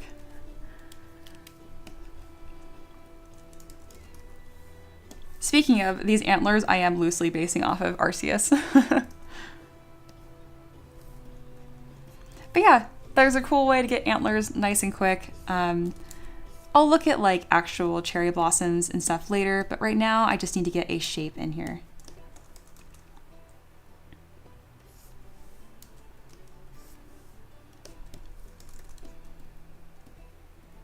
Isn't that cool though? I knew you guys would enjoy seeing like, how do you do this quickly? It's giving Sawsbuck. Yeah. Xerneas, not Arceus. Thank you. Heart time, Mia. Oh, and Mini Blaze says, Mia, I forgot to introduce yourself today. You might want to. There's a lot of new people here. Oh, absolutely. Hello, my name is Mia. So that's M3DM is short for Mia's 3D models. It's actually my husband and I, Ricky. We've been doing this for about 6 years. I started learning 3D when I was getting my bachelor's in mechanical engineering. I got the degree, and then I was like, maybe I can try doing art full time. So that's what I've been doing. Since then, I've made 1,000 models. They're all available on Patreon. They're all 3D printable. I got lots of 3D prints over here. I do stuff that's mostly like fantasy and for tabletop, but I have quite a few people that support my stuff just so they can print it and paint it for fun. But yeah, that is the wrap. That's who I am. I'm 28. Anything else important? My favorite number is 14. There you go. Ray says M3DM is actually Madame. That's deep in the lore. You're paying attention. Foxy says, Mia, they're looking very 2D from the side view. I think they need a little more shape, a bit of curve backwards. Yeah, but okay. So you're not a student. I'm a bully. I'm going to pick on you right now too. All right. When you are constructing shapes, you really need to pay attention in order of hierarchy, right? So big shapes, medium shapes, small shapes, right? The same thing goes for axes. So obviously it's a 3D model, so you want to rotate it and look around. But if you introduce more variables and more axes before you're ready, you're going to waste so much time like angling this just right so you can click on this little thing and draw back and draw another one back. Don't do that. Just create on a plane. Find shapes that you like. You're like, okay, because we're just concepting here. And then let ZBrush do the work for you. So what I can do now, because I did not mess with multiple axes, is I can come down to the base here. And I have a couple different options. I can do bend curve, which is really cool, because I can put a, whoop, that's the wrong axis. I want to be on the other side. I want to be on this side. I'm going to find this. Anyway, bend curve or bend arc, and then let ZBrush do the work for you in a smooth and beautiful way. See how that now has a nice curve to it? And then because of the way that I constructed it, I can come in with Move Topological, and then click and drag these shapes backwards to start giving it more of that three-dimensional feel. But do you understand like why you wouldn't want to construct in all planes right from the get-go? Like you want to get your shapes down as simple as possible first. Does that make sense? Otherwise, like, you're just gonna get, yeah, rip Foxy, get him. Yeah, I was like, we're not doing that. But honestly, every time I see a comment like that, it's a really good opportunity for me to teach. So that's why I'm doing that. But it's also a good observation.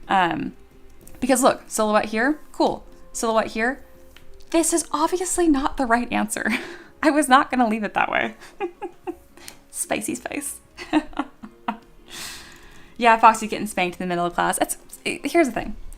I like using Mini Blaze and like Foxy and especially Aloha because you guys are regulars. So if you guys are new and lurking and you're shy because I'm going to be mean to you, it's okay. I'm only mean to you until like the 5th or 6th time you're here. It's not right away. I know Foxy's sitting there like, oh my God. And first says the dragon's looking good. Thank you. Thank you. Maverick is currently missing. Yeah, he's up with Ricky in the loft.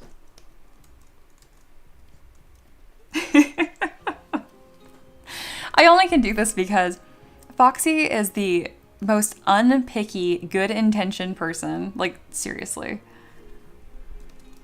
If I ever thought you guys were actually just being picky, I would just ignore you.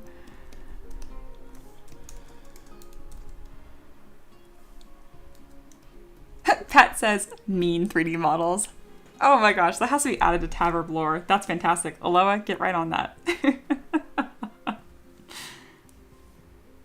Minnie Boy says, I've learned that there are stages and you don't want to get ahead of yourself. Exactly.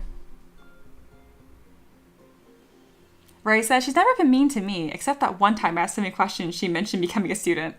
That does happen eventually too. Foxy says to Aloha, at Aloha, not at me. You assume that one, I didn't know what I was getting in for, and two, that I knew she wouldn't be leaving it like that anyway. This is true. This is true. Nah, Foxy knows. And Ray, you've been here almost long enough for me to start being mean to you. Don't worry, no one's safe.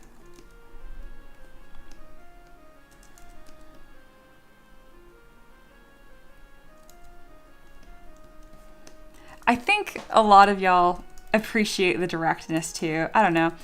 I always get really uncomfortable when I feel like someone's wording something to protect my feelings. It actually has like the opposite effect and it usually makes me really anxious.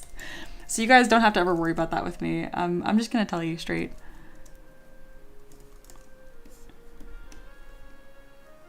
All right, why is bend curve on the wrong axis? This was annoying me earlier and I don't know how to fix it. So we're gonna learn together. So see how like right now bend curve wants to go from left to right? I want it up and down. And I knew how to do this before, but these dumb cones don't mean anything to me. So I need to just mess with them. Yeah, it is red. See, isn't this stupid? It's the red cone. That's how you rotate it. Why isn't there just like XYZ buttons on here? Like, I don't understand. Anyway, I learned something new, so I'll tell you guys about it. When you're using the bend curve deformer, and if it's in the wrong axis, click on the red cone. And then if you drag it, it turns into different colors. Apparently green is Y and blue is Z. I don't know why. Anyway, now we can go ahead. This is what I actually wanted to use earlier. Pat says, my little contribution to the lore. I love that. Instead of M3DM MENTORSHIP models, mean 3D model. I love that. Ray says, I don't mind bullying. Well, good, you'll fit right in. Minnie Voice says, Mia, in the past you modeled stuff then added them to the model. This time you modeled on the model. Is that because you want to watch the overall silhouette?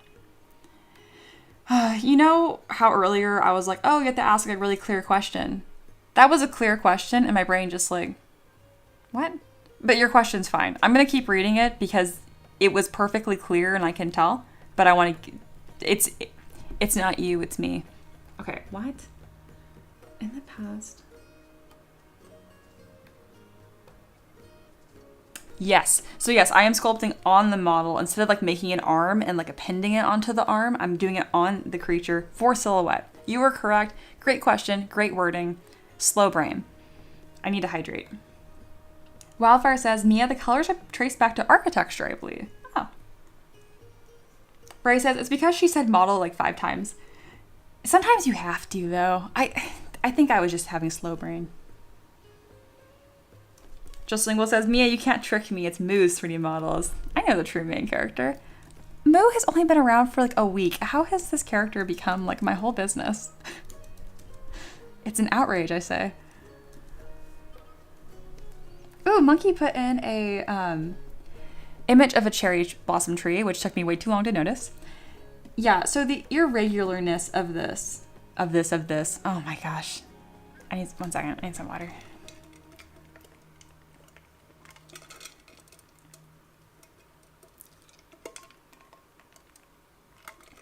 All right, the irregularness of a cherry blossom tree and the branches are part of what make it so, so beautiful. So when I go to texture these horns, I need to make sure to 1, make them asymmetrical, and 2, have this like twisting effect. Like it really looks like twisted wire all the way up, you know? It looks like I'm dancing.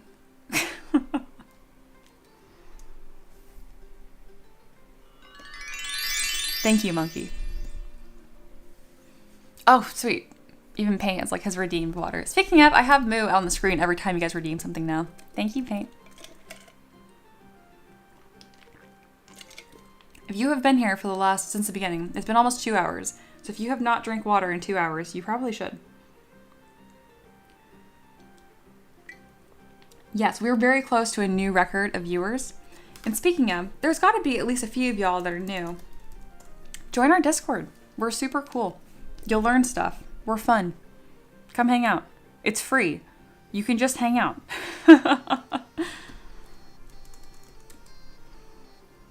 Does it help my business? That does make me money? Yes. But inherently joining Discord is free. So, yes.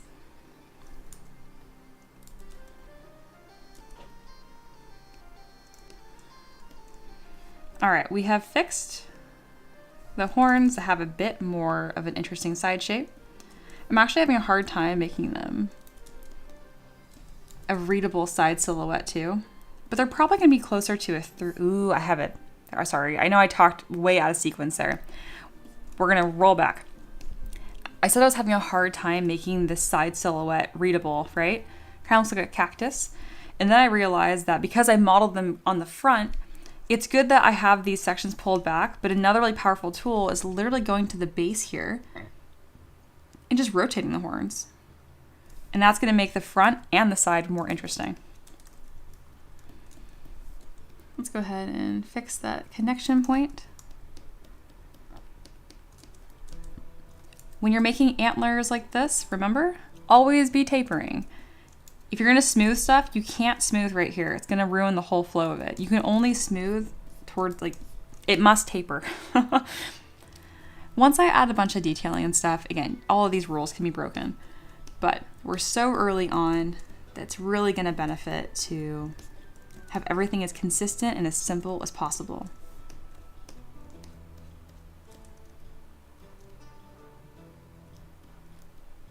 There we go.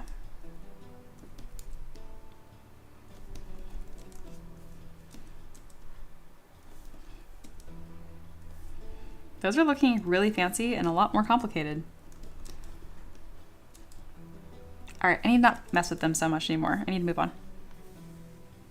Ray says, I had ice cream, no water.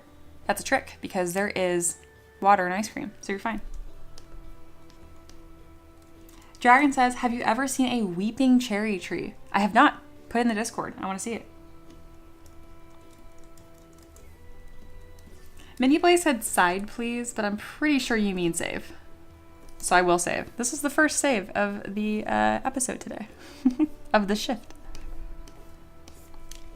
Alright, cherry, blossom, dragon. Boop. Aloha says, Mia, does the red, blue, and green cones of the bend deformer match up to the red, green, and blue arrows of the normal gizmo? That is brilliant. Probably.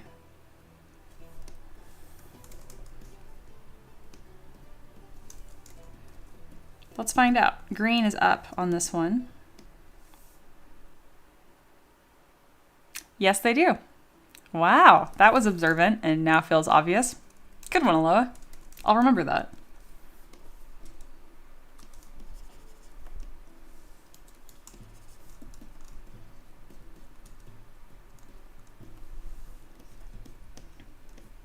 All right, let's start adding a little bit of color here. Just Lingual said, would it be crazy to have a spring and winter version of the dragon? One that's vibrant with blossoms and one barren of foliage.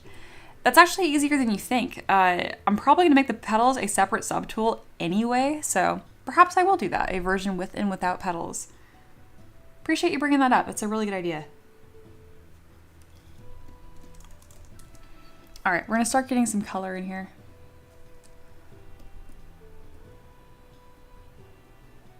It's going to be pink, but on the reddish side. I'm first just gonna make everything this dark pink. Not really dark. And then we'll make this more of a brown color. Whenever I color things, you want to hang out in this more or less desaturated zone. Don't hang out in here. I know it's tempting because like, oh, it's so vibrant. It's gonna make your stuff hard to look at. Trust me.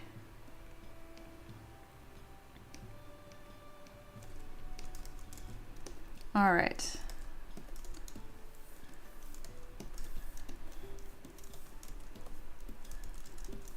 I think the little feet will benefit from being brown as well.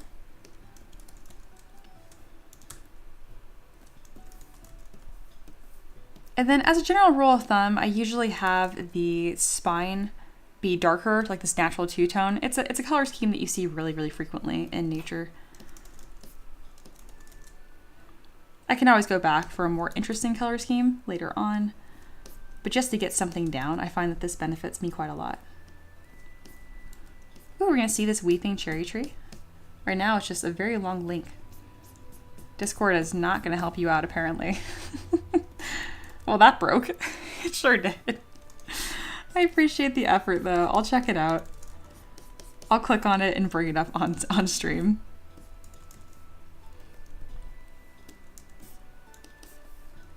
It is funny that it didn't try to help you out at all. Another favorite thing of mine is just putting gradients absolutely everywhere.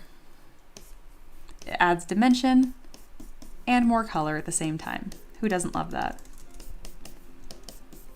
This is more of a stylistic thing for me. I'm like, oh, you know what that needs? A gradient. It doesn't mean it's a right answer, it's just something that I like to do.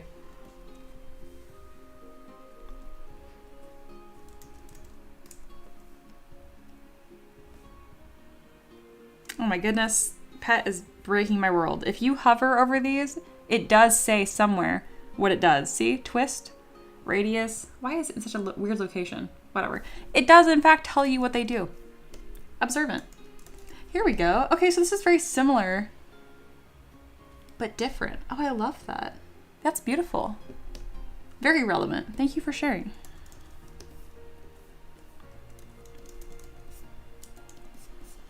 All right, now let's get to an even lighter color here.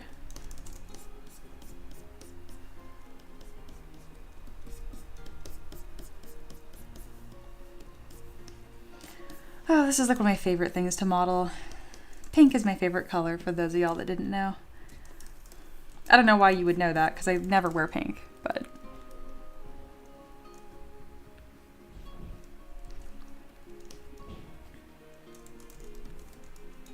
I love these tiny little feet, but I do think they need to be a lot bigger.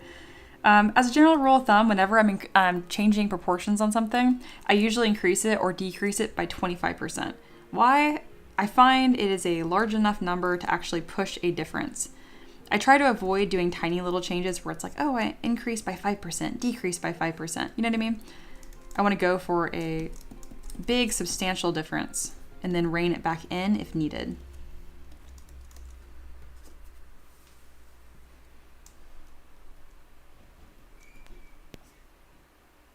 Lycanen's here. I think you've been here before, but it's been a while. Either way, welcome.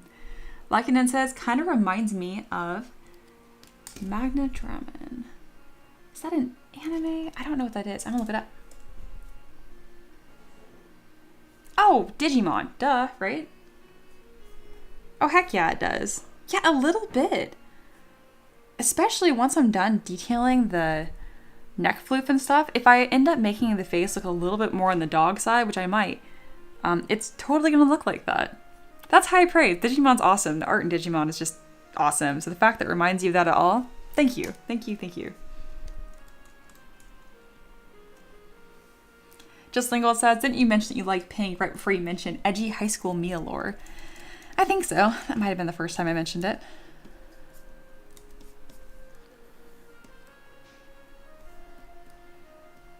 It's been a long time since I've been in high school. We don't have to talk about that anymore.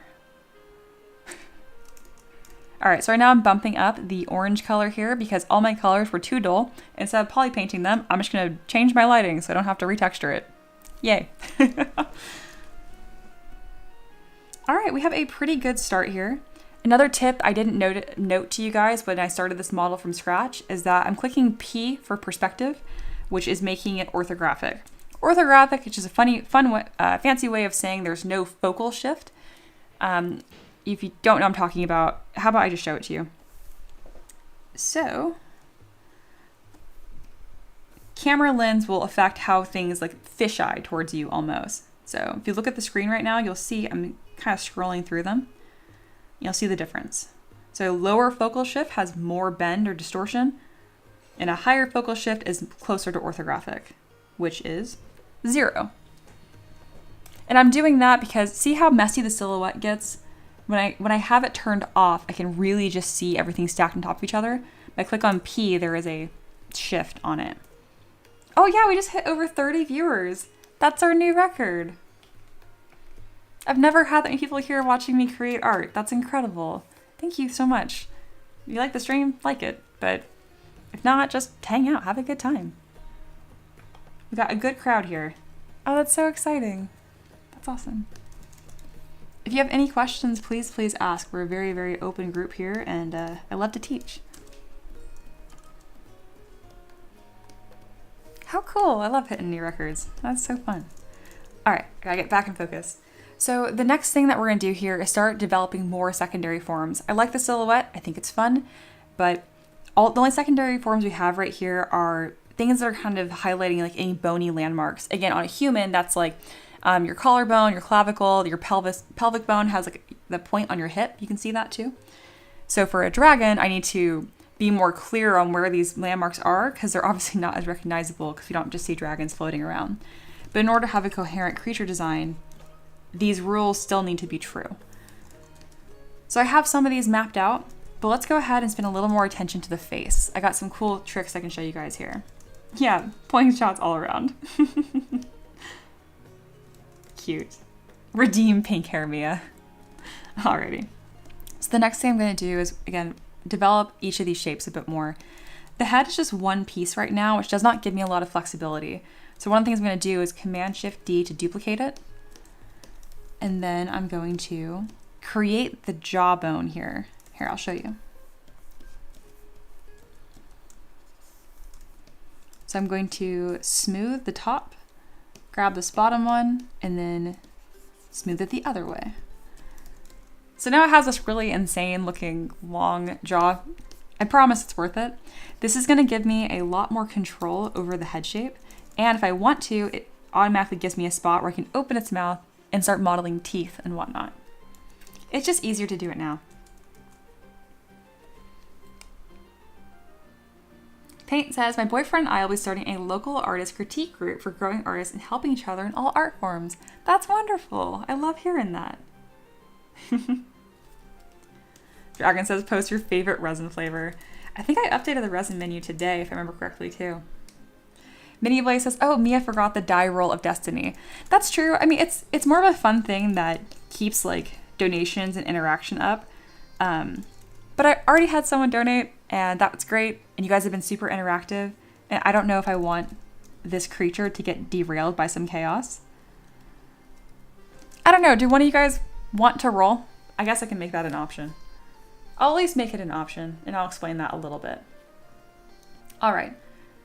The D20 of Destiny triggers 1 of 20 unexpected twists live. Usually it affects the design. It's really just a fun thing. It is 5 coin to roll. It's $5 US. There you guys go. If you want to do that, we can incorporate that.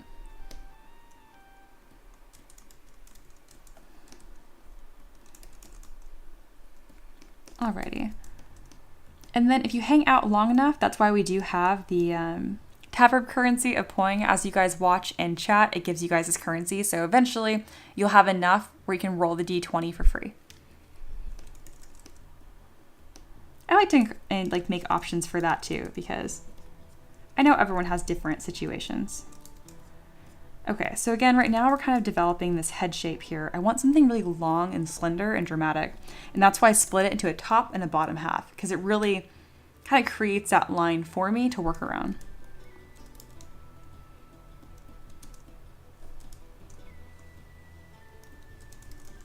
Whether you have the top or the bottom section larger affects a lot. Is that Aloha? Oh no, it's on Sleeper. No kidding. Okay, thank you. I don't think you've rolled the D20 before.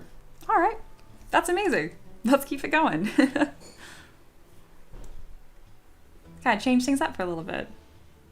And yeah, I didn't post a starting pick yet. I will make sure to do that.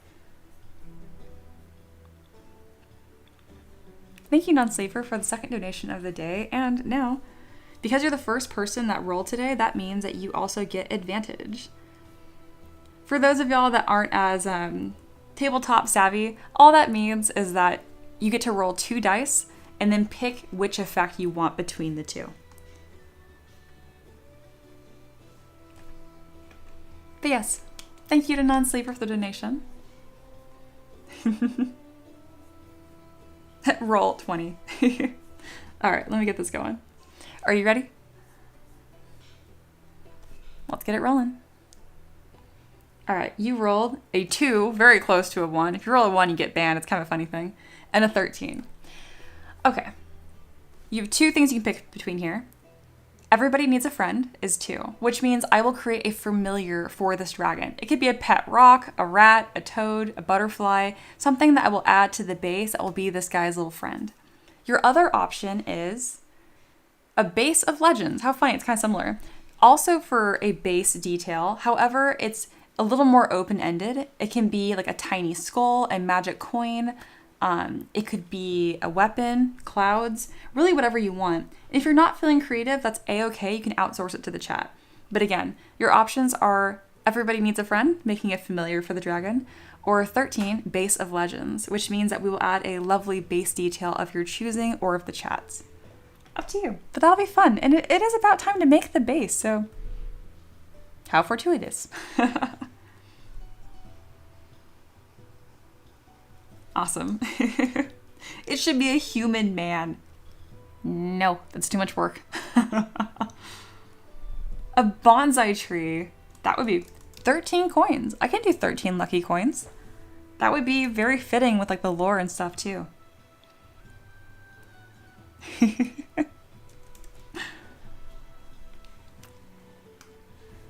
I think Non-Sleeper's already picked. It's going to be 13 coins. I will introduce something odd here where if one of you guys want to claim the other roll without having to like,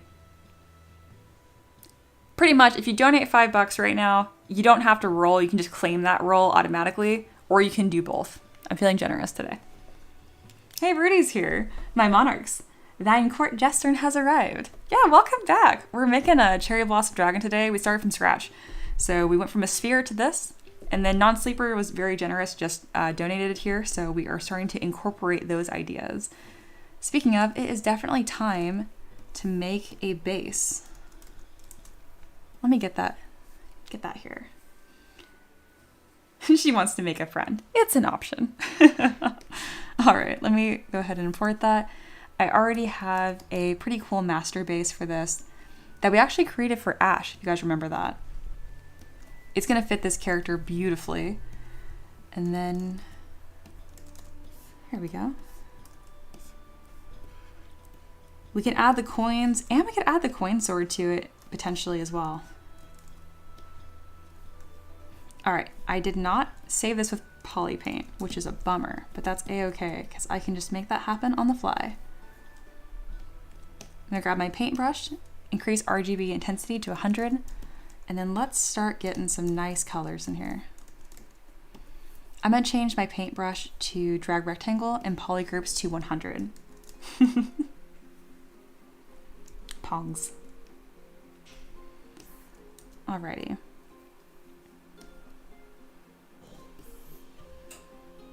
And then we have this beautiful little like blue flowing stream that goes through it. And then we'll go with a really deep red for the Torii Gate.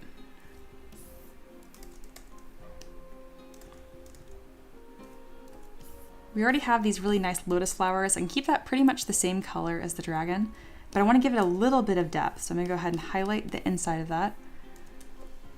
Make this a bit darker. Just to roughly keep it all in the same color scheme. There we go. And then the grass is actually individual pieces, so it kind of takes a little bit to draft. I don't think I actually want the grass pieces in this case. Which is nifty, because they're really easy to delete because of the way I constructed it.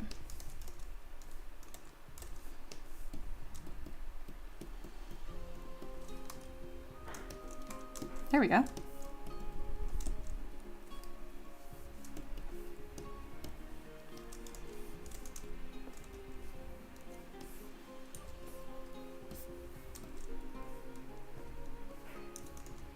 All right, almost done poly painting the space.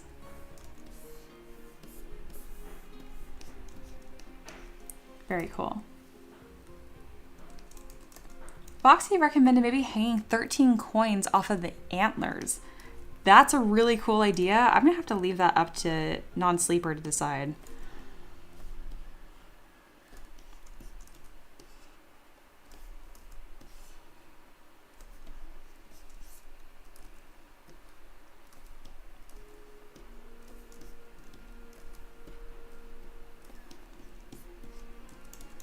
There we go. And I already have a really lovely coin that we modeled for the coin sword. So I'm gonna go into my asset library, go to master tools, items, and then grab that. And then we'll go with like a really nice rich gold color.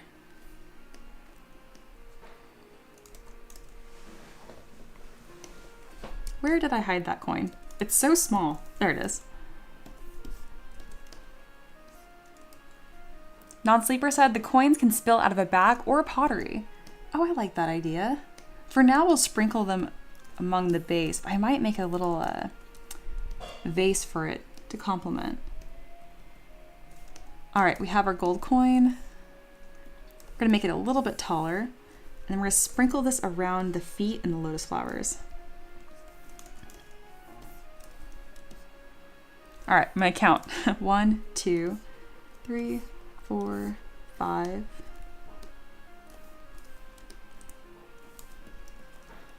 6, 7,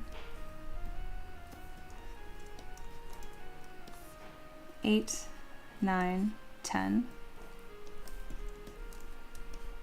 11, 12, 13. There we go.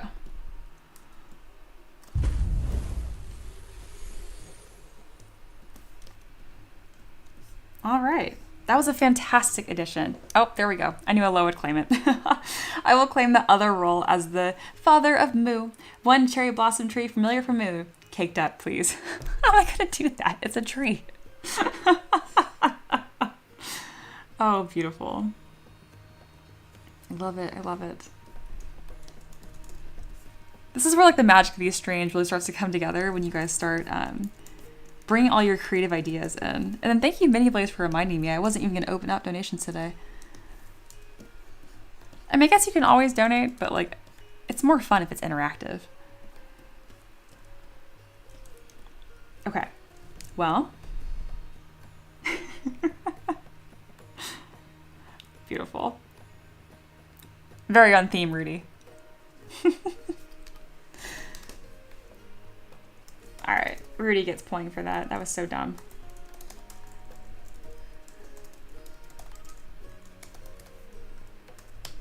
There you go. All right, so seriously though, are we making like a little mushroom dude with a cute little butt, just like Moo, but with like a cherry blossom head? Or are we making a literal tree? I need to know. Ray says, tree have burls. It can definitely have cake. Way to get technical and totally correct. That's a very good point. I didn't think about that. Yeah, Rudy is now 15 point richer. It's so silly. Oh my goodness.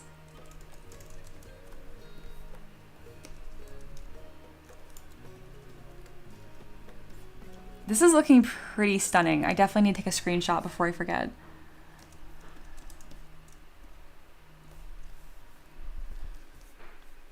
Twig blight dude? It's really gonna be up to Aloha to decide. All right, y'all, I'm taking a screenshot. Smile.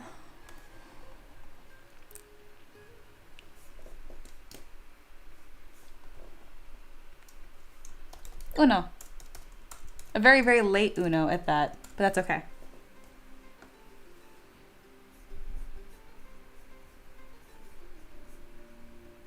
And then on a real note, thank you, Aloha, again for the donation. You and Non-Sleeper. Super, super appreciated.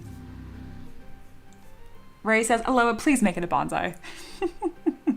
I mean, it's up to them. Yeah, I was thinking this too. I was thinking along these lines of like a little dude that's a bonsai. Like this, but a cherry blossom. They have spoken. RB Gaming says, Mia, this looks really good. Thank you. Also, I really want to highlight this because it's a fantastic teaching moment, and we are coming to the end of Tower Keeper's Craft, unfortunately. Okay. Notice how there are no fancy details here. I don't have any texturing at all. This is truly just a blob. It's just blobs. Oh my god, the burl butt. That's hysterical. I won't forget. All right. This is truly just like blobs, right? And yet it's quite beautiful, right? Silhouette and fundamental forms are everything. From this point, do you know how easy it is to add detail? I can just subdivide a few times, grab a texture brush in here. Let's go to Chisel Organic. Nah, there's a better brush in here. One second. Chisel 3D. It's a newer one, and I always forget what it's called.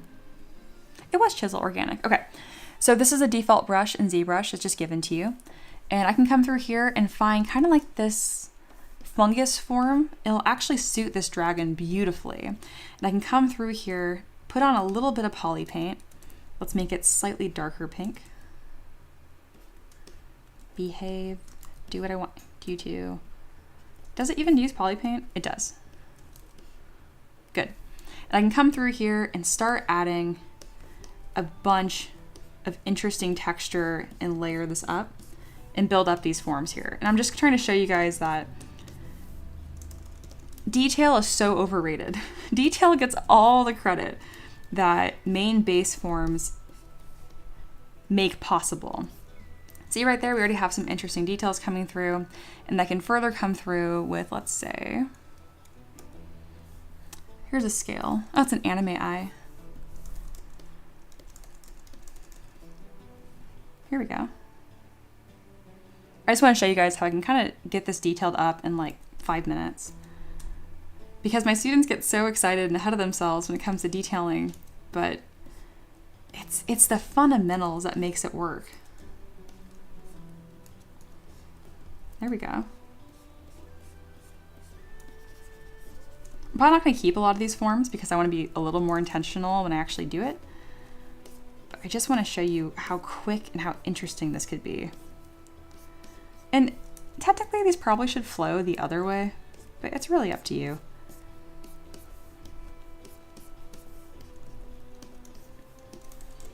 And then maybe let's add an interesting ridge or fan shapes to further complement the shape here.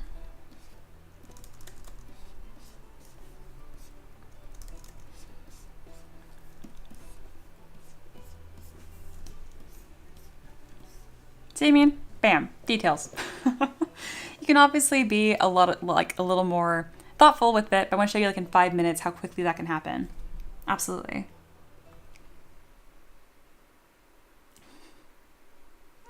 Rudy. It's okay, I made that joke earlier on too. Yeah, it was just a loud truck driving by. But we're going to undo all of that because it is just not... Actually, I kind of liked how that one turned out. I'm going to keep that. And then build upon that later. But I just want to show you, like, it's all about the main shapes. Never forget that. Okay, the next thing we're going to do here is make this smaller. There we go. Or you know what? I'm going to hide it entirely because we're going to start working on a different character. So let's go ahead and rotate this so we kind of have it watching. And then we're going to make this little friend. Aloha says, Mia, what is a scale brush? It has so many options. Isn't that crazy? Yeah, it's a default brush in ZBrush. It's called Chisel Organic. All right, we're gonna make this a bit larger. And now we're gonna make a little friend. 2 things here first. First thing I'm gonna do is save this cherry blossom dragon.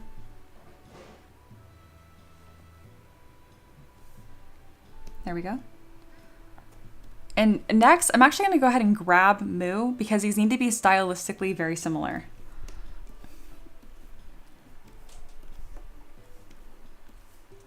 Which we made that with the winged cow. Speaking of, if you guys missed this stream, absolutely precious. Look at him. During this stream, Moo came into existence. Here's Moo.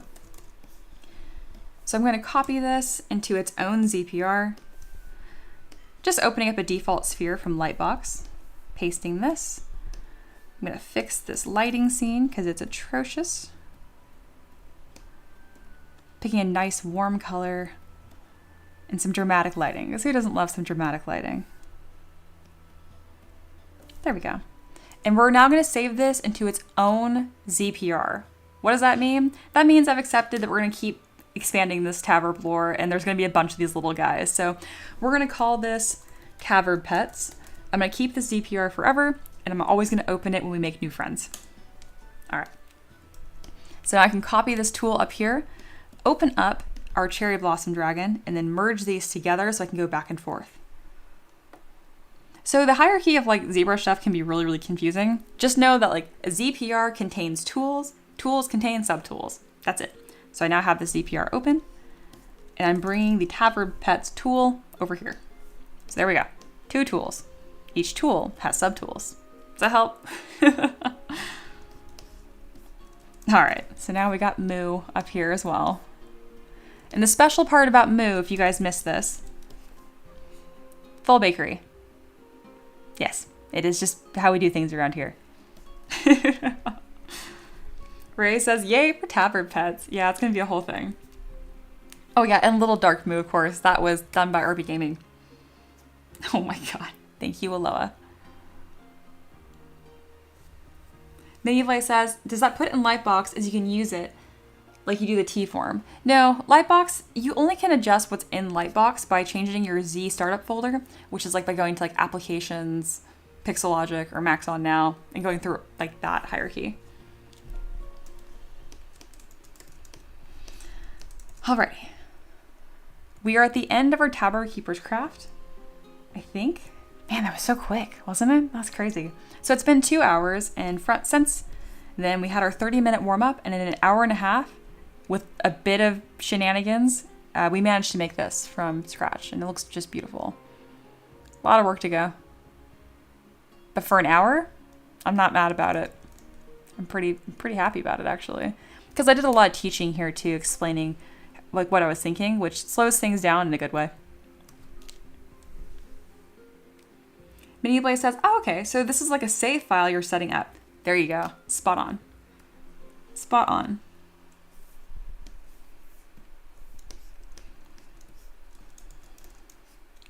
Alrighty, so this is going to be renamed Moo. We have Dark Moo. Wildfire says, Mia, she's gorgeous already. Thank you so much. I'm really glad you're happy with it. 1, because I value your opinion. 2, I'm very thankful for the tarot deck that you made. And 3, it's your legendary request and you're a legendary patron and you rock. So thank you on all accounts. Alrighty. We are now going to make this little bonsai dude. I'm not sure how I'm going to make his little like hair, because honestly, hair in like tree form, hair is difficult. Sculpting trees is difficult. We're going to make it into one. So let's do it. We're now creating something completely from scratch. Technically, I would go on break right now, but I feel like this needs to happen now because it's very exciting. So I'm going to put 15 minutes on the clock pretty much mentally, and we're just going to roll. Okay. I'm going to put Moo off to the side because I want these to be stylistically very similar. We're going to hide these two, and then guess what? We're going to start with a sphere. Well, bam. No way. I'm being really dry right now because you pretty much always start with a sphere. All right, I'm enabling symmetry. I'm going to Dynamesh at a very low resolution and then start creating the cylinder shape. Okay. So he's kind of like a little peanut. That's where the booty will go. We're not ready for that yet. It looks like he's just going to be sitting down, kind of like how Moo is.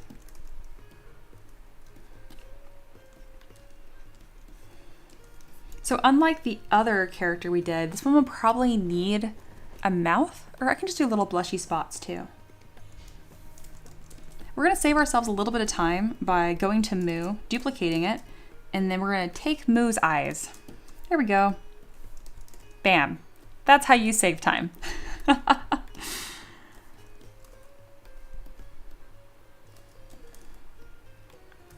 we go. We're gonna fill that object with some color, and then I am gonna poly paint this a touch different, that way it does look unique. We're actually gonna give it the same pink as our cherry blossom dragon. How's that?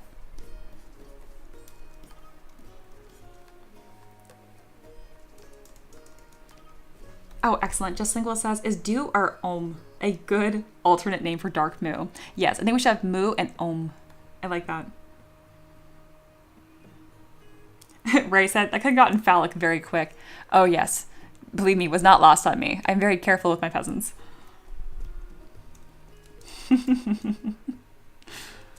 All right, now we're gonna start with the topiary, I guess is what you would call it, but it's gonna be pink. This is gonna be tricky. Okay. God forbid you guys give me something easy to do. All right, we're going to trim, Dynamesh, smooth, Dynamesh again to low resolution. So again, it's very similar, but different. Right now it kind of just looks like a mushroom. But he's gonna have like hair. So an easy way to do this is gonna be coming through, because these are gonna be full of like cherry blossoms, right? You know what I'm probably gonna do? I'm probably going to create 2 different sections. Because right now it just looks like a piece of broccoli. Can someone give me a bonsai reference?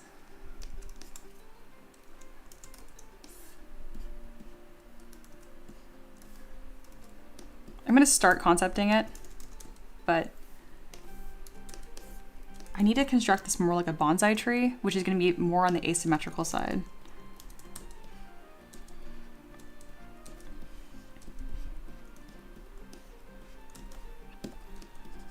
There we go.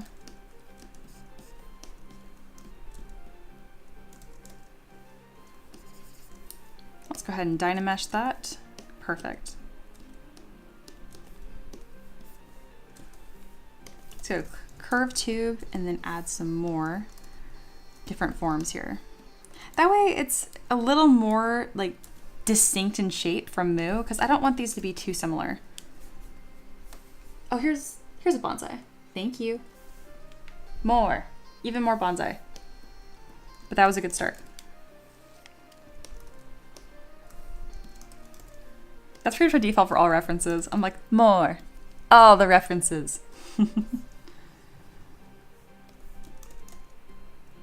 Perfect.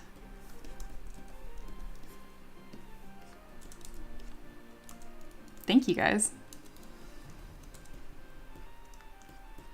I don't know if I've stressed it enough, but it really, really helps being able to like, hey, I need references, and you guys just like spawn references. It's extremely helpful. Because otherwise I'd have to pretty much stop my stream, go search on Google, find stuff that actually looks good, see if you guys like it. Ooh, that one. Ooh, that one. Okay. Okay.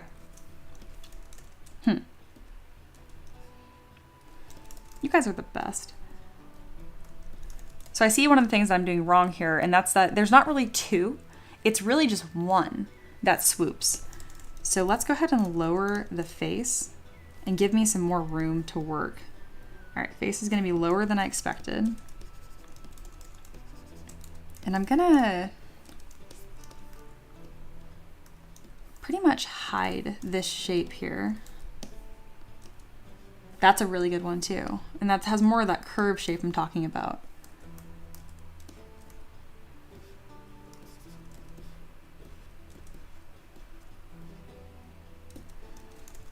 All right. Merging these down. So each section is rounder and flatter than I expected. More like this. Okay, okay. And then a gradient actually would be very helpful right now. So we're gonna go ahead and put a gradient on that. I don't mind if it looks a little mushroomy because he's just a little dude. But I really need to get this asymmetry look happening. So let me go ahead and flip it. Because our little dude is not going to be so symmetrical. That's really the beautiful appeal of bonsai.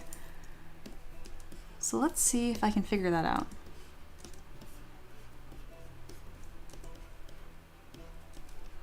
Kind of like this. Oh, that's an interesting, like, isn't that wisteria though? Rudy, totes, adobes, for sure. Adobes, adorbs.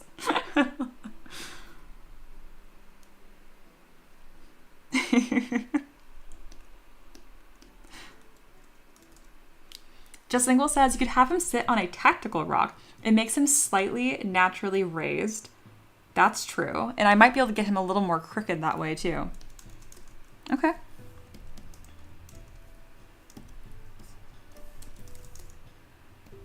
Tactical rock coming right up. I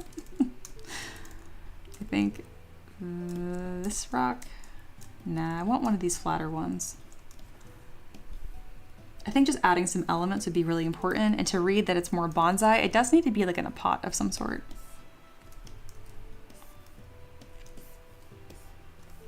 You guys are so creative. Seriously, thank you, thank you.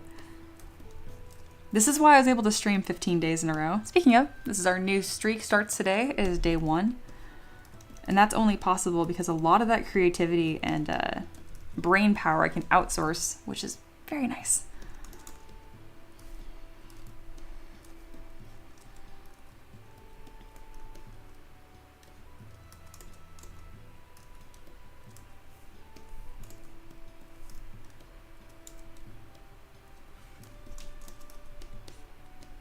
Just having a few rocks, I think it's just gonna look nice anyway. Let's add a little bit of shadow. There we go. And then this little funny booty will be done in symmetry. I've gotten way too fast at doing this. Wow. Why can I do that so quickly, guys? Why do I have so much practice doing that? All right. Now let's keep working on this main shape here.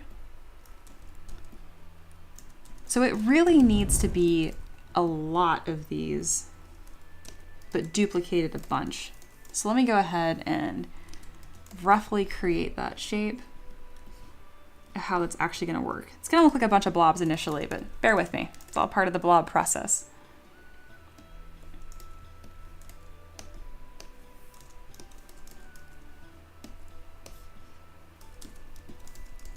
So I'm not even gonna bother trying to create it from the base shape because it's gonna make this shape really difficult to manage.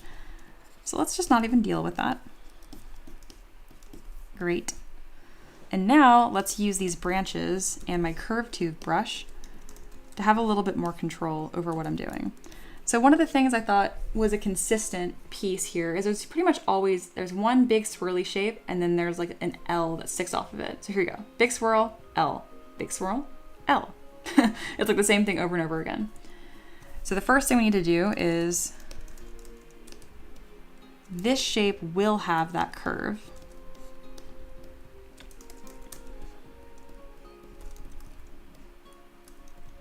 It's gonna look more like a little garlic sprout by the time that I'm done. It's actually gonna look really cute.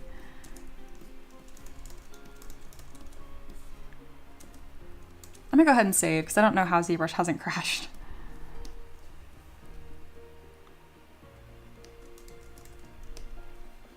I'm reading this out of context. The first chat I saw was Aloha saying, "You mean thank me?" Are we being mean to Aloha? Oh yes, we are supposed to blame / thank Aloha for my ridiculous rapid butt sculpting skills. Oh,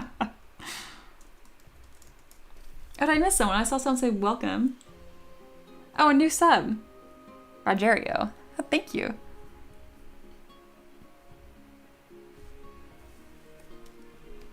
Very good. Sitting incorrectly on a pot would also be funny. I didn't think about that. I like that idea too.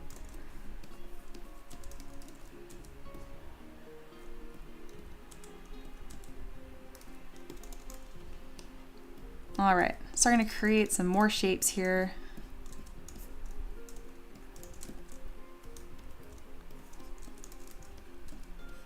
You'll notice I'm kind of coming back more to these fundamentals too, where I iterated a bunch. I wasn't really sure what shape I was going to want. And now I have a much stronger direction. I'm actually going to delete that branch entirely and then come in with my curved tube brush the same way we made the antlers for the cherry blossom dragon. Because we have this shape here, but I want it to continue upwards more. Kind of like this.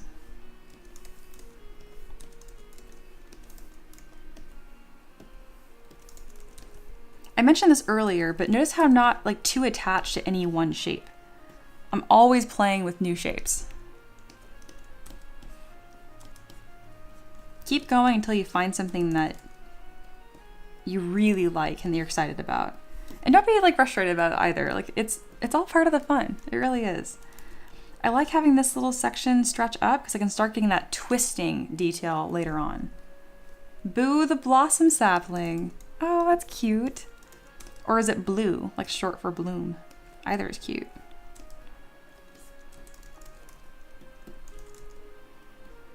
What's tricky is I don't have a lot of room to work here because I need to keep the face most of the model in order to keep that chibi baby looking aesthetic. So I can make the eyes bigger to give myself a little bit more room proportionally. Oh, he looks a little deranged. That's okay. I feel like that sometimes. And I can bring back in some of these blossoms and start creating this canopy.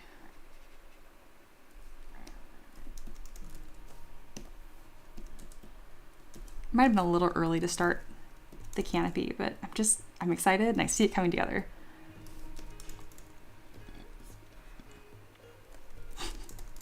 This little booty needs some work. I can't let it get too neglected.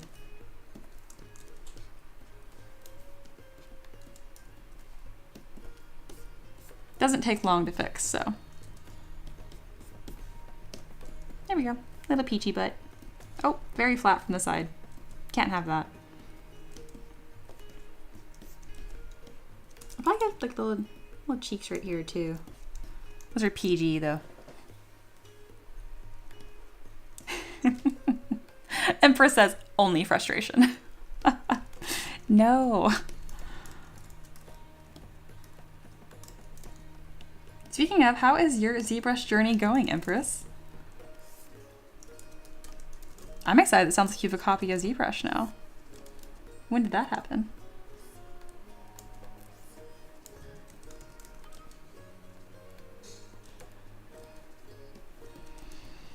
All right, I need to push this form even more. I really want to add all these different like branches and things, but I just do not have the room because it's chibi. I'm making it too complicated. Boo. So we're gonna pull these shapes down and redo them. This is challenging in the best way because it's just practicing like those fundamental forms over and over again. It's pretty awesome. Chibi stuff and cute stuff is always deceptively like complicated. You're like, oh, I'm just gonna make like a cute little dude.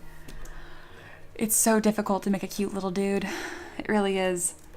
Make an ugly little dude. That's where you want to get started with art. As soon as you start trying to make stuff look good, oh, good luck. Oh, hey, that's a new donation. Grimnir, you are new and donated right away. Thank you so much. They say, new here, but I love your work and want to show some support. Thanks for the entertainment, info, and inspiration. Those are all the things that I want to achieve. Pretty much in order. Or backwards. Inspiration, info, entertainment. That's my new tagline, y'all. That's exactly what I want to do. Thank you, thank you. Usually, $5 donations, I let people roll the D20 of Destiny. Did you want to roll? Because I didn't have it up, but like that's absolutely a thing. That's why we're doing this right now even. I'm not quite sure when you joined in. But if you want, we can roll a D20 for you and then see what you get. Let me know. Because it's not even like on the house. Like you quite literally paid for it. So thank you. Empress says, it's currently not happening, opening ZBrush, because when I open ZBrush and leave, Keep telling myself I touch it after I go through this one course I got for Blender specifically. I get you. I get you. Keep on working on those fundamentals. I'm proud of you. I believe in you. Wildfire. Infotainment. Find a way to cram in inspiration there, and I'm gonna use that word. It's gonna be a new real word of the Tavern. Rudy has returned. Welcome back. We are making progress on our little dude here. Oh, there it is. That's the shape that I'm wanting. You guys see it happening? Do you see the difference in this before and this after? How huge that is? It's this curve I'm having a really hard time finding. So essentially, I was sculpting what I thought I saw instead of what I actually saw. It's a really hard one to get over. All right. Oh, Wildfire said, infotainment inspiration. Infotainment inspiration. I like it. Infotainment inspiration. Very good. Very good.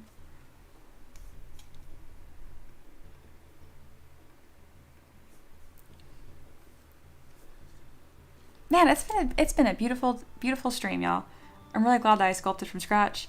And the fact that we've had around 30 people the whole time is just mind-boggling. So, thank you. Thank you guys so much. The dueling has been quite quiet overall. You guys have been very good to each other, which is good. I like that you guys mostly do that during the warm-up and then you kind of calm down. Oh, Rogerio Mello. I'm gonna call you Mello. You working solo on your Patreon? Yes and no. It's my husband and I, so we're a husband and wife duo. I do all the sculpting though. Minnie says, several of your students are watching. You gotta say it. Oh yes, I have the best students in the world, and I also teach. And Verse says, you deserve the support for all the hard work. I really appreciate it, but sometimes just working hard isn't enough. I'm glad that I found like this in between of like, what was it? Infotainment inspiration. I'm glad that I'm providing enough value that it's a win-win for everyone though. I'm really, really proud of that, which is hard work. Blue the blossom sapling, short for bloom. Perfect. Or inspirfotainment. Both of these are hard to say, and I like them both.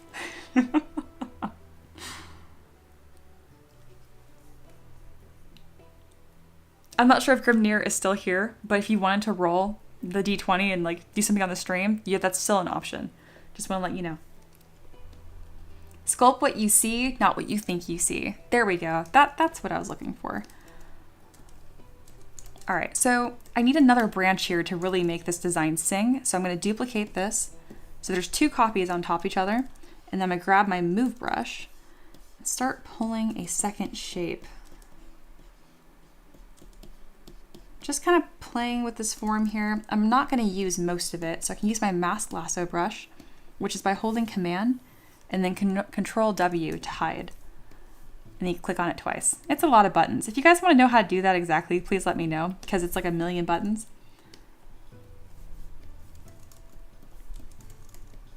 There we go. Perfect. Empress says, joke's on you, I sculpt what I feel, and thus I have sculpted nothing. Self-roast, damn. Oh my goodness. Let's be real, sculpting what you feel that is high-level art. So similar to working on the antlers, it's really important that this tapers as this shape continues. If you lose that taper, it's not going to make sense.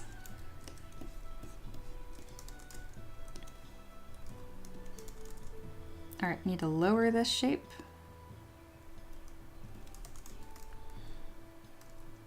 I think this needs to be like up here or something. Nope, nope, no, it does not. That was correct the way it was. Okay.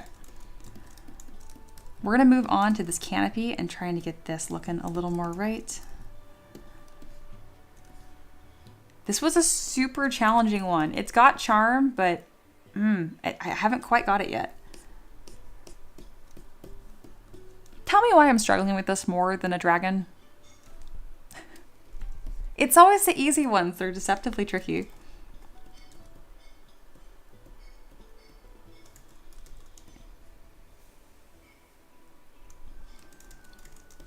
All right, I'm gonna add a little more personality to the eyes. I'm kind of just scrunching them up a touch. Why are they so crooked and scary looking? Oh, it's the body. I see.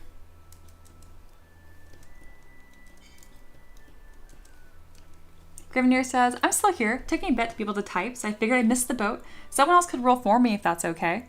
Oh, up to you. I think you get to roll. You did not. The boat is here. The boat is still here. You missed nothing. Let's go ahead and see what you get.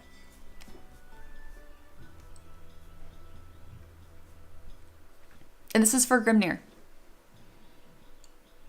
It is a 12. Alrighty. 12 is a let's get fancy. You get to pick a little like accessory for this little guy. It can be for the dragon or it can be for the sapling.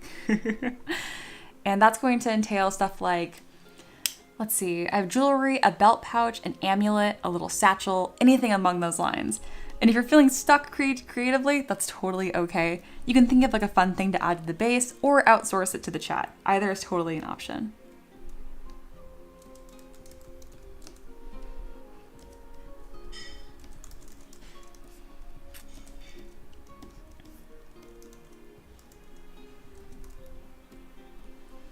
And yeah, we are in no rush around here, so you take your time.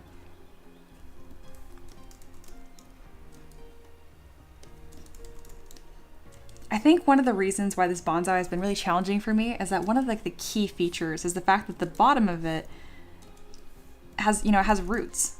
So the fact that we don't have any of those and it's just like this perfectly round little dude has been really challenging. So I wonder if I can add a couple little feet, if that's gonna help bring this together. It's also going to help with the balance of the model, I think. Okay, it looks like little creepy arms. I kind of love it.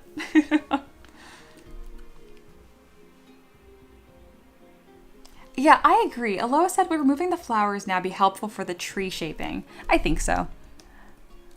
I'm just kind of like chaotically creating right now. I think the roots help immensely. They look like little scary arms, and I love that. Plus a little butt. Yeah, the S shape needs a lot more balance on the right side. This really needs to be like over here. So let's do this. Let's just take it to one shape. And what's tricky is that it's supposed to be like a chibi shape.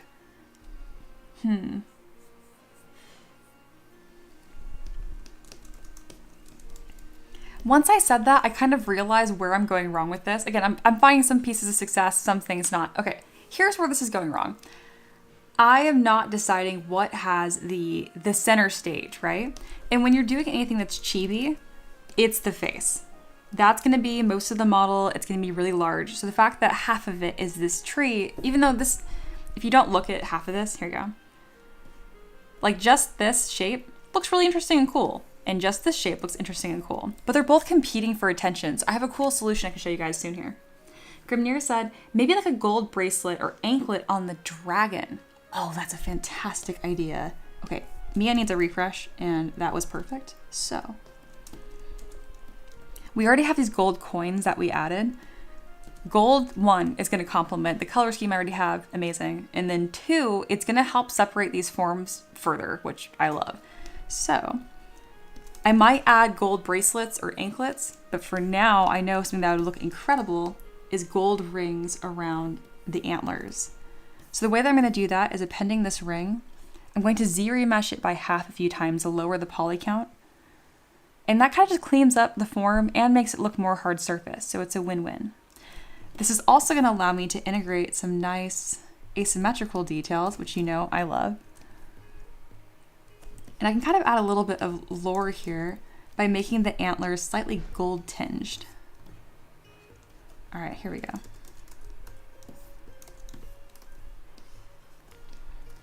So I have my first ring. And this is one of my favorite ways to add asymmetrical details is confusingly to add them in symmetry. Let me show you guys.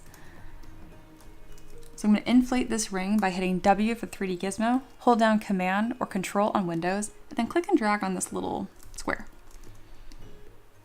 right, there we go. We have a ring. Take your time so it's actually positioned correctly. And then I'm just gonna add a bunch of them. And the reason why I'm not being super careful with where I'm putting them is because that's going to be a decision that's best left for when I refine the design later on, which is going to be very soon. I'll show you guys. It's a cool little trick. I joke about all the time, but I do mean it. I do find that more is more, usually, so let me go ahead. Okay, so usually the D20 rolls of destiny are just like funny flavor, and I never actually keep them as part of the finished model. That was such a good idea. I think this is gonna make the final cut. You and non-sleeper. Way to be on theme, y'all. Meanwhile, Aloha is like, I want a butt bonsai tree. Thank you. Okay. And then this will give me a moment to refresh for the bonsai. Trees are tricky, y'all. All right, adding a few more rings. I know there's a ton, don't worry. I have a plan. How did Dutch say it from Red Dead? I'm not a man, so I don't know how to sound like that.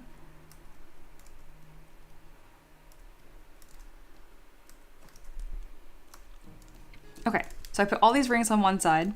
The next thing I'm gonna do is click on mirror and well, so there's tons of rings. And then my favorite part here is clicking auto groups.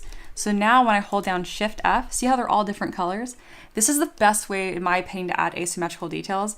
Have a lot blanketed on there, auto groups, and then Command Shift click on the ones that you don't want. So you can start getting a different flow. Bam. So now it's asymmetrical, but it took me like no time. I didn't have to do it manually on the other side. And I can see what looks weird too. Like, see how these two are side by side? I can just tell that doesn't look right. So I can just remove one of those. In fact, I don't think any on this branch were super successful. So there you go. We have all these beautiful golden rings wrapped around these antlers. That's gonna look incredible when detailed. Thank you, Grimnir. One for the donation and two for like literally improving the model. Very cool.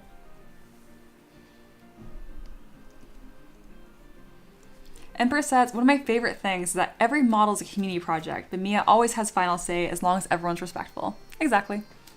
Exactly. Wildfire says, well, we need to have thin gold chains going between the rings. Oh, kind of like the rhino folk that we did. Oh, I'm probably gonna do that too. That's gonna be awesome. Someone's using his horns for ring toss. Yeah, it's just these little guys. Awesome. Okay. So, as I was saying earlier, where I was going wrong with this is that all of these design elements are stacked on top of each other and they're the same size. It's not how we do that. He needs to either have a really big hat or like a tiny little hairstyle. Here, I'll show you. It's immediately gonna look stronger. This shape by itself is pretty cool and it looks fine. But when it's the same size, look at this. It's almost exactly the same size. So that's not stylistically interesting. So I'll kind of go with my normal trick here, which is increase or decrease by 25%. Let's increase it by 25%. Bam. That already is looking more balanced and more chaotic in some ways. I think the answer is actually going to be making it tiny and giving him a little hat. Like this. Obviously, I need to simplify the his little head right here. But yeah, by giving him just like a tiny little hairstyle that's made of cherry blossom, that's what's going to bring this all together. See? Yeah, it's supposed to, he needs a little tiny hat.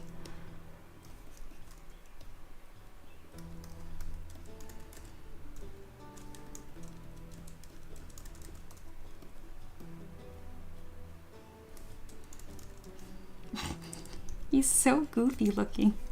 Oh my goodness. I'm going to temporarily mirror and weld the base of him again.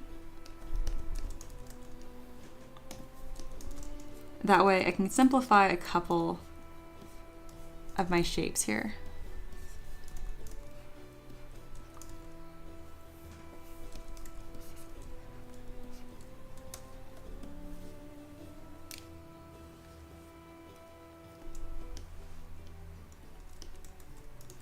Yeah, I remember that. Many Blaze mentioned I did a veto for the mohawk on the gin. Well, that's true, but you guys also asked for a mohawk, a ponytail, sideburns, a mustache, and a goatee. So I picked all of them but one. Rudy says, goofy peanut. It really is goofy. Ray says, I like the big hat, but this one's cute too. Me too. I'm going to mess with this a lot still. But the answer is going to happen. I'm also going to start mirroring objects. There's many possible solutions here still. Mutton chops, that's right. Maybe you need to cake up his little face. I thought about that. We're going to keep it more of a simple shape for now. But I already like how he looks like a little seed again. Also, we are definitely in happy hour. Yeah. So the main Tavern Keeper's craft is complete. At least what we're going to do with it today. So this is an official opening to any of my students to ask questions.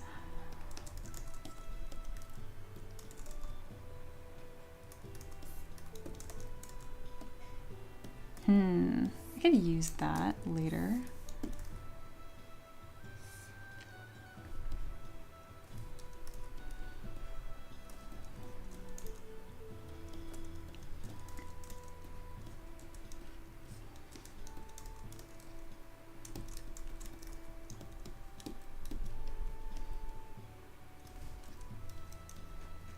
Pat says, it's like the extra cute version of Pikmin. Exactly. Aloha says, yep, sapling looks great. Sometimes you just keep playing with shapes till you find something you're gonna like. Minnie Blaze says, Mia, what if you mirrored it on each side with the flower part over the head? Yeah, I might have to do that. I've been trying to get this like asymmetrical look to it because that's how bonsai are balanced. But in this case, it's very tricky.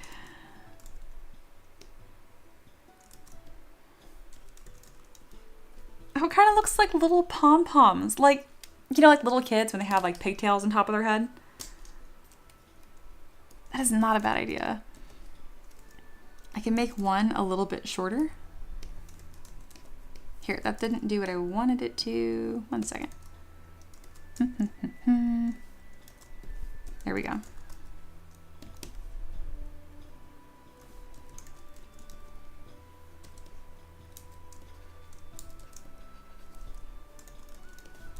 And then if I make these thinner, I can actually come through and like have them kind of weave on each other.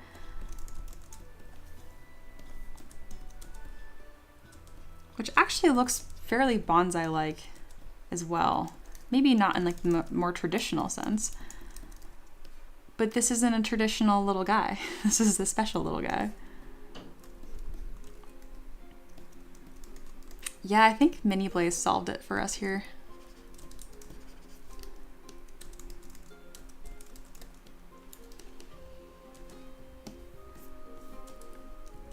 It's really cute.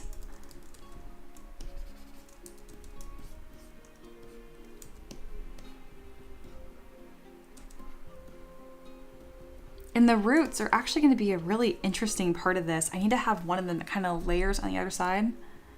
So I'm going to go with my curved tube brush and then layer this. Notice how it sunk through the form? You can fix that by going to Picker, Continuous Z instead of Once C. So I can have a couple that kind of spill over.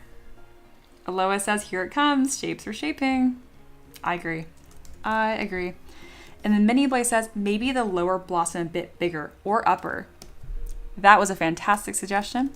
At the right time, you're getting there. You're figuring it out. Main silhouette. Good job. Very proud of you. And yeah, I was thinking upper as well.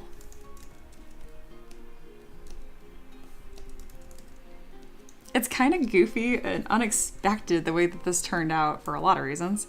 And I can't let these roots get too detailed, otherwise it defeats the purpose of like what looks chibi. But I can push it as much as possible.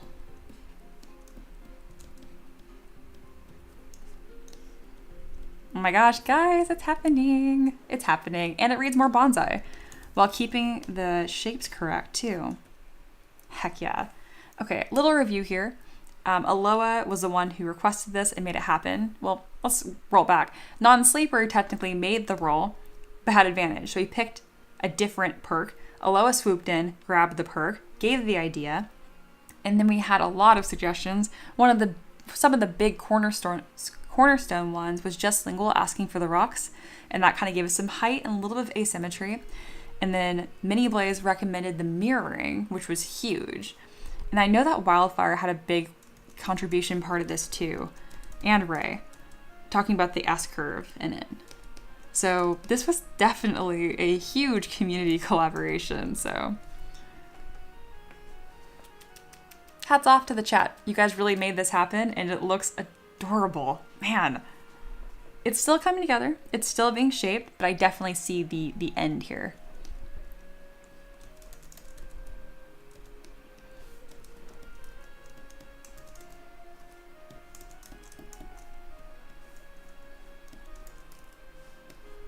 Because the dragon, I've done a lot of dragons. I know how to do that. But with this one, there was a lot of things that were new for me, especially because trees are notoriously difficult. So I definitely appreciate all of the support and creative ideas.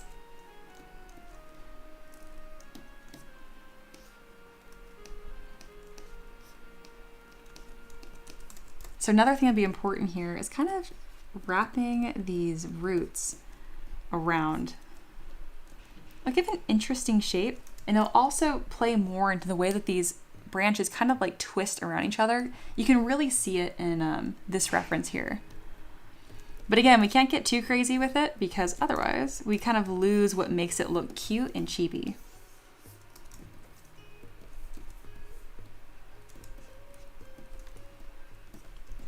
There we go. Oh yeah, we might move the Tavern sign at some point, because now I keep my silhouette there. But I haven't really been using that until today, so I'm not too pressed about it. Here we go.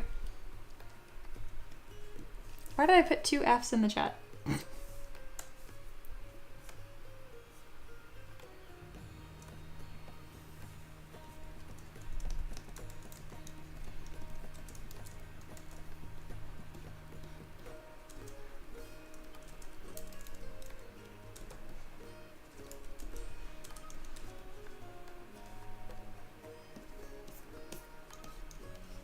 Oh, it's really cute, y'all. It's really, really cute. I'm not gonna have the leaves and the petals be much more detailed than this because it'll take away from what makes it look chibi and cute. But I can definitely detail a little bit more than this. And then that's also where I can add a second branch. So let's duplicate this and move it over. There we go.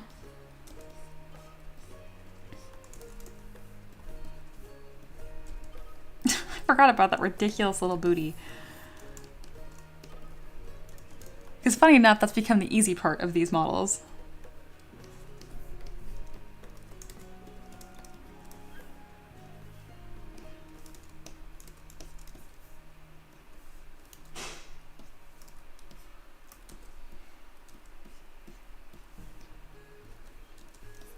Oh my goodness, that is a crime.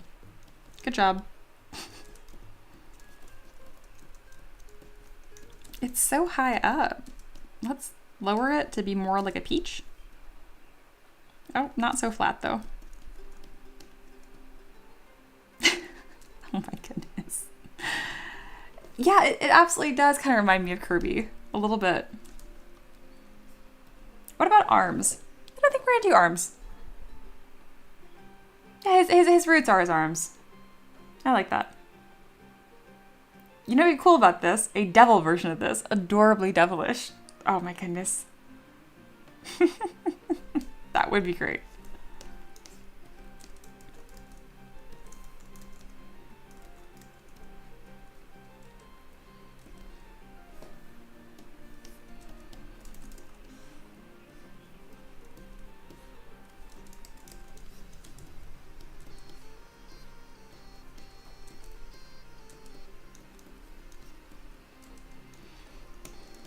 Oh my goodness, this is just turning out so, so cute.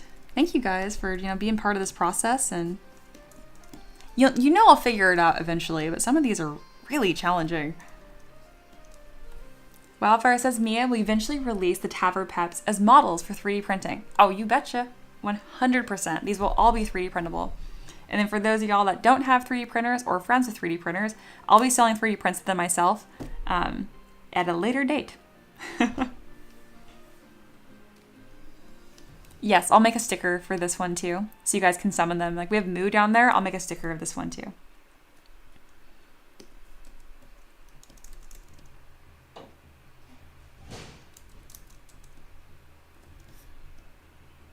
So these lines right here are actually turning out to be very important for this silhouette and the structure of like what looks like a seed. So I'm gonna take my damn standard brush with Alt to build up an edge right here. See that shape I'm building forward? It's really become essential. It kind of makes him look like a piece of garlic as well, but I like it.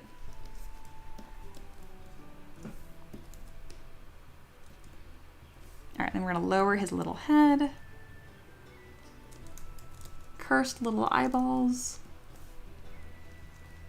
Wow, this one went through a lot of revision and change. This arm right here looks disturbing, a root, because it's so like kind of high res.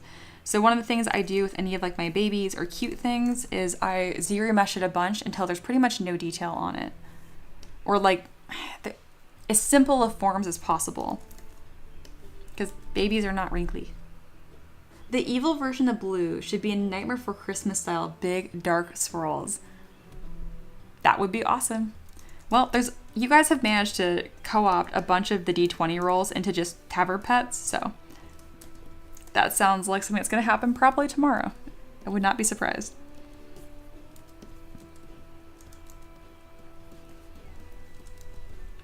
I'll probably make a version of, instead of a D20 roll, that it's just like an outright, like, probably $10, a $10 donation, and I'll make a Tavern pet. If not, it'll still be $5, and then there's a chance it'll be like a bunch of other things. You guys are pretty good at co-opting it into the thing that you want, which is fine. Wildfire says, awesome, I want a shelf of them. Sounds good. Oh, it brings me so much joy.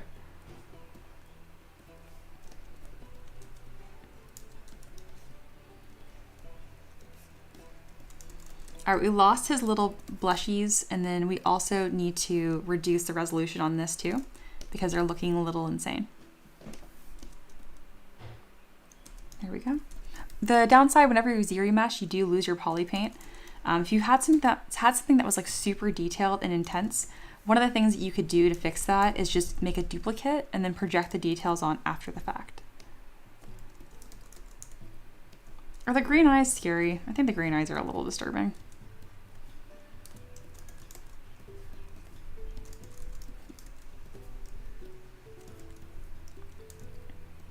Yeah, I think just like little stone eyes looks better. They kind of remind me of like fly eyes. No, they don't. I should make him sad. No. We're happy around here. Oh, what is happening? I see that Rudy is saying to dethrone Ricky. What happened? Ricky said, I must confess to me and the peasants, I have been terribly unproductive today. It's just one of those days. It's okay, honey. So a little bit of lore for that. Maverick is not in here because he threw up all over the studio last night. So Ricky woke up, came in here to get stuff ready, walked into a pile of puke and was like, oh no. And then like moves a little bit to like, what happened? Walks into more puke. So the farrier came yesterday for my horse, which is, horses have to get their hooves trimmed to make sure they stay balanced because they don't move as much as wild horses do. Oh, new sub. Thank you, Psychic Freak. Telling you freak sounds rude. I'll call you Psychic. Anyway, thank you for the subscription. Anyway, so my husband, that's how he started his morning, and it kind of snowballed from there.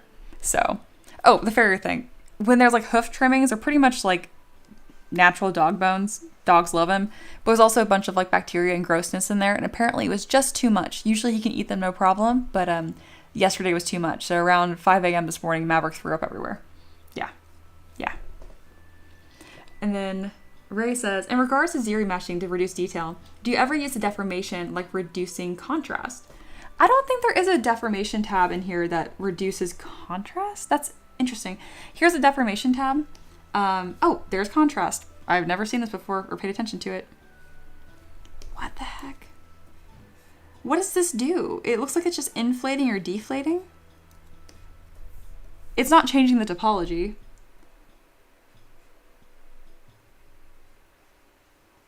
Interesting. Like, how is that different than this? There's inflate. Interesting. I'm trying to figure out like what exactly that's doing. It is contrast.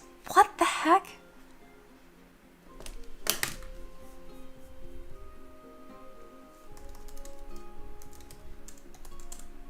That was amazing. I have not played with that before, or if I did, it's been a long time. Ray gets 50 point for that. If you manage to show me stuff in ZBrush that is 1, useful, and 2, I didn't know about it, that's a good way. Look how much better that made the Bobsons look. Yeah, there we go. It changes the contrast, so in other words, like the cracks and the valleys. And that is from, oh, Steamworks TC. Hey, welcome, you're new. Yeah, no kidding. It is amazing. Again, huge welcome to Steamworks. Oh man, how have I never seen that before? Okay, that's immediately going on my custom UI. So speaking of, teaching moment, for all my fellow ZBrushers, you can customize your UI, which I've done pretty extensively here. I want this button forever now. What you do is you go to Preferences, Config, click on Enable Customize. It's gonna move stuff around, don't panic, it's just ZBrush. And then you hold Command and Option, I believe that's Control and Alt on Windows. While you're holding those down, you can click and drag whatever button you want. So I just clicked and dragged it here. If you want to get rid of stuff, you click Mavericks in a crate. Oh no, dog jail. There's my dog. Anyway, sorry, so distracting.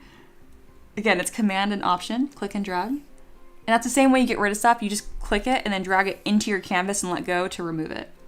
So yes, I want that now forever. I'm gonna put it under mirror because it is like a mesh deformation. Once you're done with that, go back to Preferences, click Enable Customize to untoggle it. And here's the most important part, store config. Otherwise, it is gone forever. Good, there you go. Now I have this fun button. And what's even cooler is I can change what axis it's gonna behave on, just like any other deformation. So I can put it on just X, for example, to go that way. In this case, going like droopiness, like that, I think would actually benefit the silhouette quite a lot. I've been using this program for 6 years and that has gone totally over my head. Amazing. Amazing. And yeah, he was barking at the bug guy. And he also barfed all over the studio last night. My dog's very good. He's just having a hard day, y'all. Rudy, Maverick can do no wrong. He is simply the goodest boy. He is. He just was horrible today. Amazing. Empress says, I don't know what this means. I hope I explained. Steamworks says, I am new. Yeah, no, very welcome. Pat says, hey, no points for me earlier. Oh no, I'm sorry, Pat. What did you do that was useful and I can't remember already? Let me know. I am anything if not consistent. Ray says, Mia, when I was making the soldering on the night, I made use of the masking, extracting, and then smooth and contrast. That's when I came across it. Oh man, I was doing welds on my demonic war machine. That would have been really helpful. Thank you, thank you. Pat, were you the one that showed me? If I click on, I think it's like N or M. Yeah, this is cool. Also for my students, a little tip here. If you click N on your keyboard, bam, it'll show a picture of all your subtools and then you can click on them from here. You can also just go to subtool and scroll, but it's kind of nice to do this instead. Pat says, it wasn't very useful if it's not memorable. No, I'm sorry. No, maybe it was so useful it just like became part of what I understand. What did you teach me, Pat? And I immediately forgot. I feel terrible, I don't remember. Listen, we're coming up on 3 hours on the stream. I did not take a break like I normally do. I'm out of calorie, and this stupid little sapling took up like 1,000 brain cells. I will say the design of this is quite strong. Now that I'm looking at this, I'm pretty proud of this. Some things that I could improve still is the fact that both branches are like the same thickness, so there's not a whole lot of flow there. If this is thinner, there we go. That's gonna read a little nicer. Oh, the cone labeling features. That's right. Okay. I will, that wasn't as revolutionary. Oh yeah, so you can read the thing at the bottom. Yeah. You know, I'll give you something for that, but it's not as, sorry, contrast is much more exciting. At one point, I already knew that, I think. All right, hello, does your thing work yet? Or are you still broken? My bot still hates you. Let's see if this works. I know I fixed it earlier, or like found a workaround, but I immediately forgot. Yeah, it's not working. I have to just not put the @ Why are you different, Aloha? I have like a lot of people here that over a dozen that I've done this with, and you're the only person that's special like this. Aloha, it's fine, Mia. No, it's not. Unable to find Aloha. What the heck? I don't want your pity poing. No, it was helpful. I'm doing it no matter what. Did you get rid of the... What is your name now? It is Aloha XX. I did it right.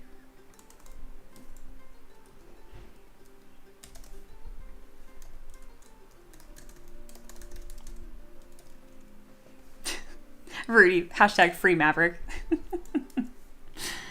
Oh my goodness. Minibite says, hey, if you get points for that, what my suggestion, it changed the model. You literally already got credit for that. I went through and gave everybody credit that changed this model significantly. Good try. God, look how sad he looks. Oh my goodness, y'all. He's got like straight up, like, sad eyes. Oh, he is loafing though. He's got both feet tucked. Okay, that's not as bad. Does he look sad or angry? The longer I look, it looks like he's gonna kill my husband. Hard day for Maverick. Oh, new people joined. Who joined? McClanky. Hey, Grimnir. Welcome to the Discord. I think I got, yeah, just the two. Very good. And then RB probably has an update with the model. Yeah, I'll update this tomorrow so I can spend more time. But I saw you added a new piece. Oh, this is looking so cool. Okay, we'll go through all this tomorrow. That's probably Maniac too. Yeah, today just kind of got away from me in like the best way. There was a lot of teaching to be done. I will review assignments mañana. Did you save the little guy? No. I did not. I should. This is one of my favorite models I've ever made. I am not joking. This is adorable. Yeah, Aloha, I don't know why you're broken. All right, we're moving into last call. Your girl's tired. 3.5 hours. Okay. There we go. Hello. Now I am big face. Yeah, so I live stream every single day, and I try to build up a streak as far as I can go. So this is my new streak is starting. Yesterday I took a day off for the first time in 15 days. So yeah, I find it easier as a creative because I work for myself. My husband and I both run M3DM, and it's easier for us to just work every morning instead of like have a normal Monday through Friday and then try to do stuff on the weekends and kind of like fix that flow, because as most creatives know, like your work never really stops. So it's much easier to work fewer hours every single day than like a normal Monday through Friday, which is great for y'all because I'm here all the time. There is an important thing here though. On weekends, I do silent streams. I try to catch up on any work that I didn't finish up on through the main week. And that means I don't talk. I check in about every hour with y'all, but it's a great time for fellow creatives to come in, listen to the music, enjoy the fire, grab a drink, and whether you're sculpting, drawing, painting, reading, or even if you're just like hanging out and relaxing, totally cool. But if you do want to hang out and do that, it's about the same time, either noon Eastern time or 1 p.m. And I will have a project reference channel for y'all to hang out in, just like today. Except the only catch is that since I'm not working on a main project, it's all about you guys. Self-promotion rules do not apply for silent streams. You guys can post about your Instagram, your art station, whatever, your commission rates. I really want fellow artists to have a platform to connect with my community. My Discord's grown a ton this year. We have almost 1,000 people in it now. So yeah, get in there and connect with other artists and potentially other clients. That's the goal. Because I don't really do commissions anymore. I do request on Patreon, $15. That's why we're doing these today in the first place. But yes, I think it's truly an upward spiral, and I want to give back to the community as much as it has allowed me to do this full time. So yes. And this has been my best stream ever for viewer count. We had over 165 people tune in today, and the average was above 20 and hit 30 a few times, which is incredible. So thank you. Yeah, okay, Mini Boy says, when Mia hits 50 viewers consistent, she'll do something special. I don't know if we're ever going to get to that point. That would be crazy cool. Ray says, Mia, gotta say thank you so much. I'm much more productive with these streams. Good, I'm so glad. And I'm really glad that that low poly version of Moo was helpful for you. I'm going to show you off right now if you don't mind. There you are. So they asked for a low poly version of Moo to practice texturing on, and check out what they made. So this is similar to the color scheme I did, but there's some improved shadowing. Look at all the detailing on the wing. So I made the model, but I didn't do any of this color work. This is all Ray. So good job. I'm super proud of you, and I'm glad that was helpful to practice on. I like the color scheme you picked better. This one on the bottom it's better than what I did. I quite like it.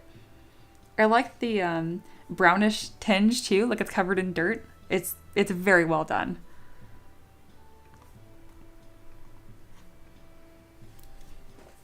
Steamwork said, guess I'm gonna have to join in then. I guess you gotta. It's just the way of things.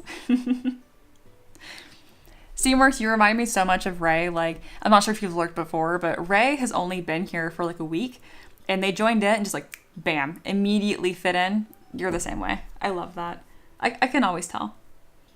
Ray says, oh no, he wasn't done. No, he looks great. And I knew people were going to like it.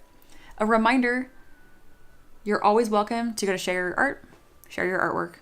Always welcome. Aloha says, Mia, can we review the model updates from students next stream? Yes, absolutely.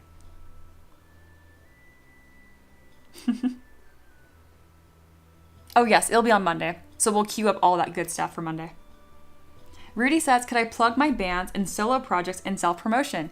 Absolutely, absolutely. So my self-promotion channel here is all the way at the bottom. Yes, post. Okay, I think in the rules I say specifically you can post, it must be tabletop, art, or 3D printing related. Music is art, you're in the clear. Reserved for active community members. Don't just advertise and dip. So if you're hanging out on stream, you are so golden. Like, advertise your stuff. I had someone a while ago that was like, he's an artist that's also like within 3D printing world and would just like join my Discord to post their stuff. I will ban you. Don't be like that. But if you're hanging out in like the stream, having a good time, like please share your art. Please. I would love that. Everyone would love that. Monkey was posting about their band recently too, or music they've done before, which is awesome. Speaking of Rudy, you and Monkey would absolutely get along. I was modeling a lute the other day, like a month ago, and Monkey just went insane talking about stringed instruments and like all of like the history and lore behind that. It made me think of you. But yeah, it says that I think the limit is once a week for self-promotion. I really just mean just don't post the same thing every day. A lot of my rules are just subjective based if I like you or not. And I like pretty much everyone. If I don't, you wouldn't be here. So yes, post, share, be awesome, be merry. Another person. It starts with an S. I bet you that's Steamworks. I have it truncated for streamer mode just in case people use their real name. But yeah, welcome. Rudy says, hell yeah. Much thank. Very welcome. Yeah, exactly. Just don't spam. And literally no one does. I brag about this all the time. It's a weird flex, but if I've had nice people join the community and they're nice, but they just don't gel. You know what I mean? So if you're here and you're hanging out, you have my stamp. Like, don't be shy, share, flourish. Steamwork said, literally my first time watching. I'm a sucker for a good community. That's what we specialize in. It's been a very good year. Very good year. Empress, nerds, shaking my head. Exactly, that is the community. That's the vibe. You could theoretically be too cool for us, I think. Ray says, Mia, Monster Hunter stream when? Listen, the day that I start streaming my video games is the day that you guys are going to see too much of me, okay? I already stream in the morning. I play Monster Hunter like every night. That means that I would be on camera for like 7 hours a day. Nobody needs that much Mia in their life. I don't need that much Mia in my life, but I don't get a say in it. So, yes. Nerds OP, 100%.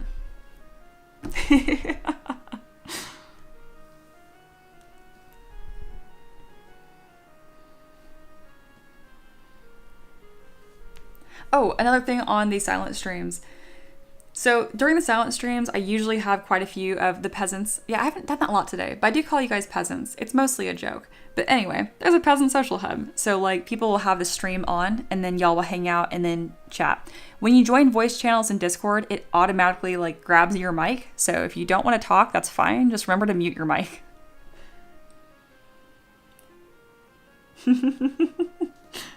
Miniplay says, Mia, do you scream at the game? I can't, I've come this far, I can't lie to you guys. Yeah, no, I swear like a sailor. I'm awful. I am full of hate when I game. Ray says, I bet my point that Mia rages.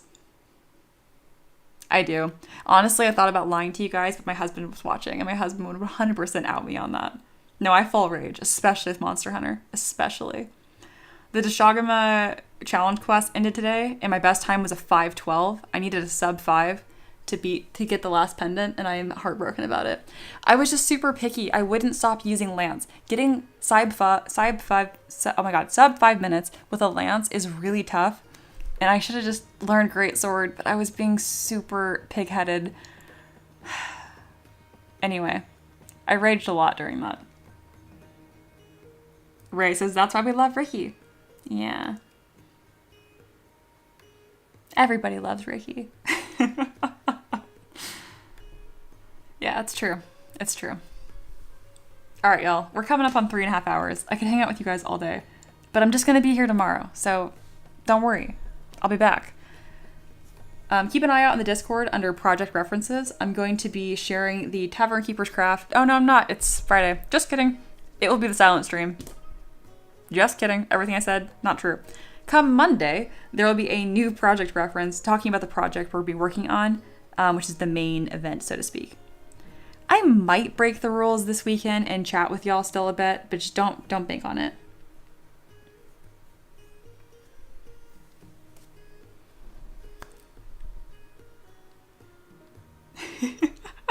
Wildfire, I feel you. That dumb...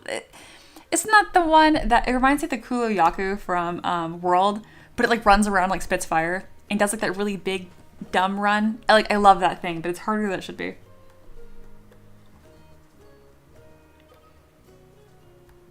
It feels weird to end the stream with over 20 people here because 3 months ago, that never happened. There was like 5 of us and it was great, but this is crazy. This is amazing. Yeah, the weird pecking thing too. Amazing.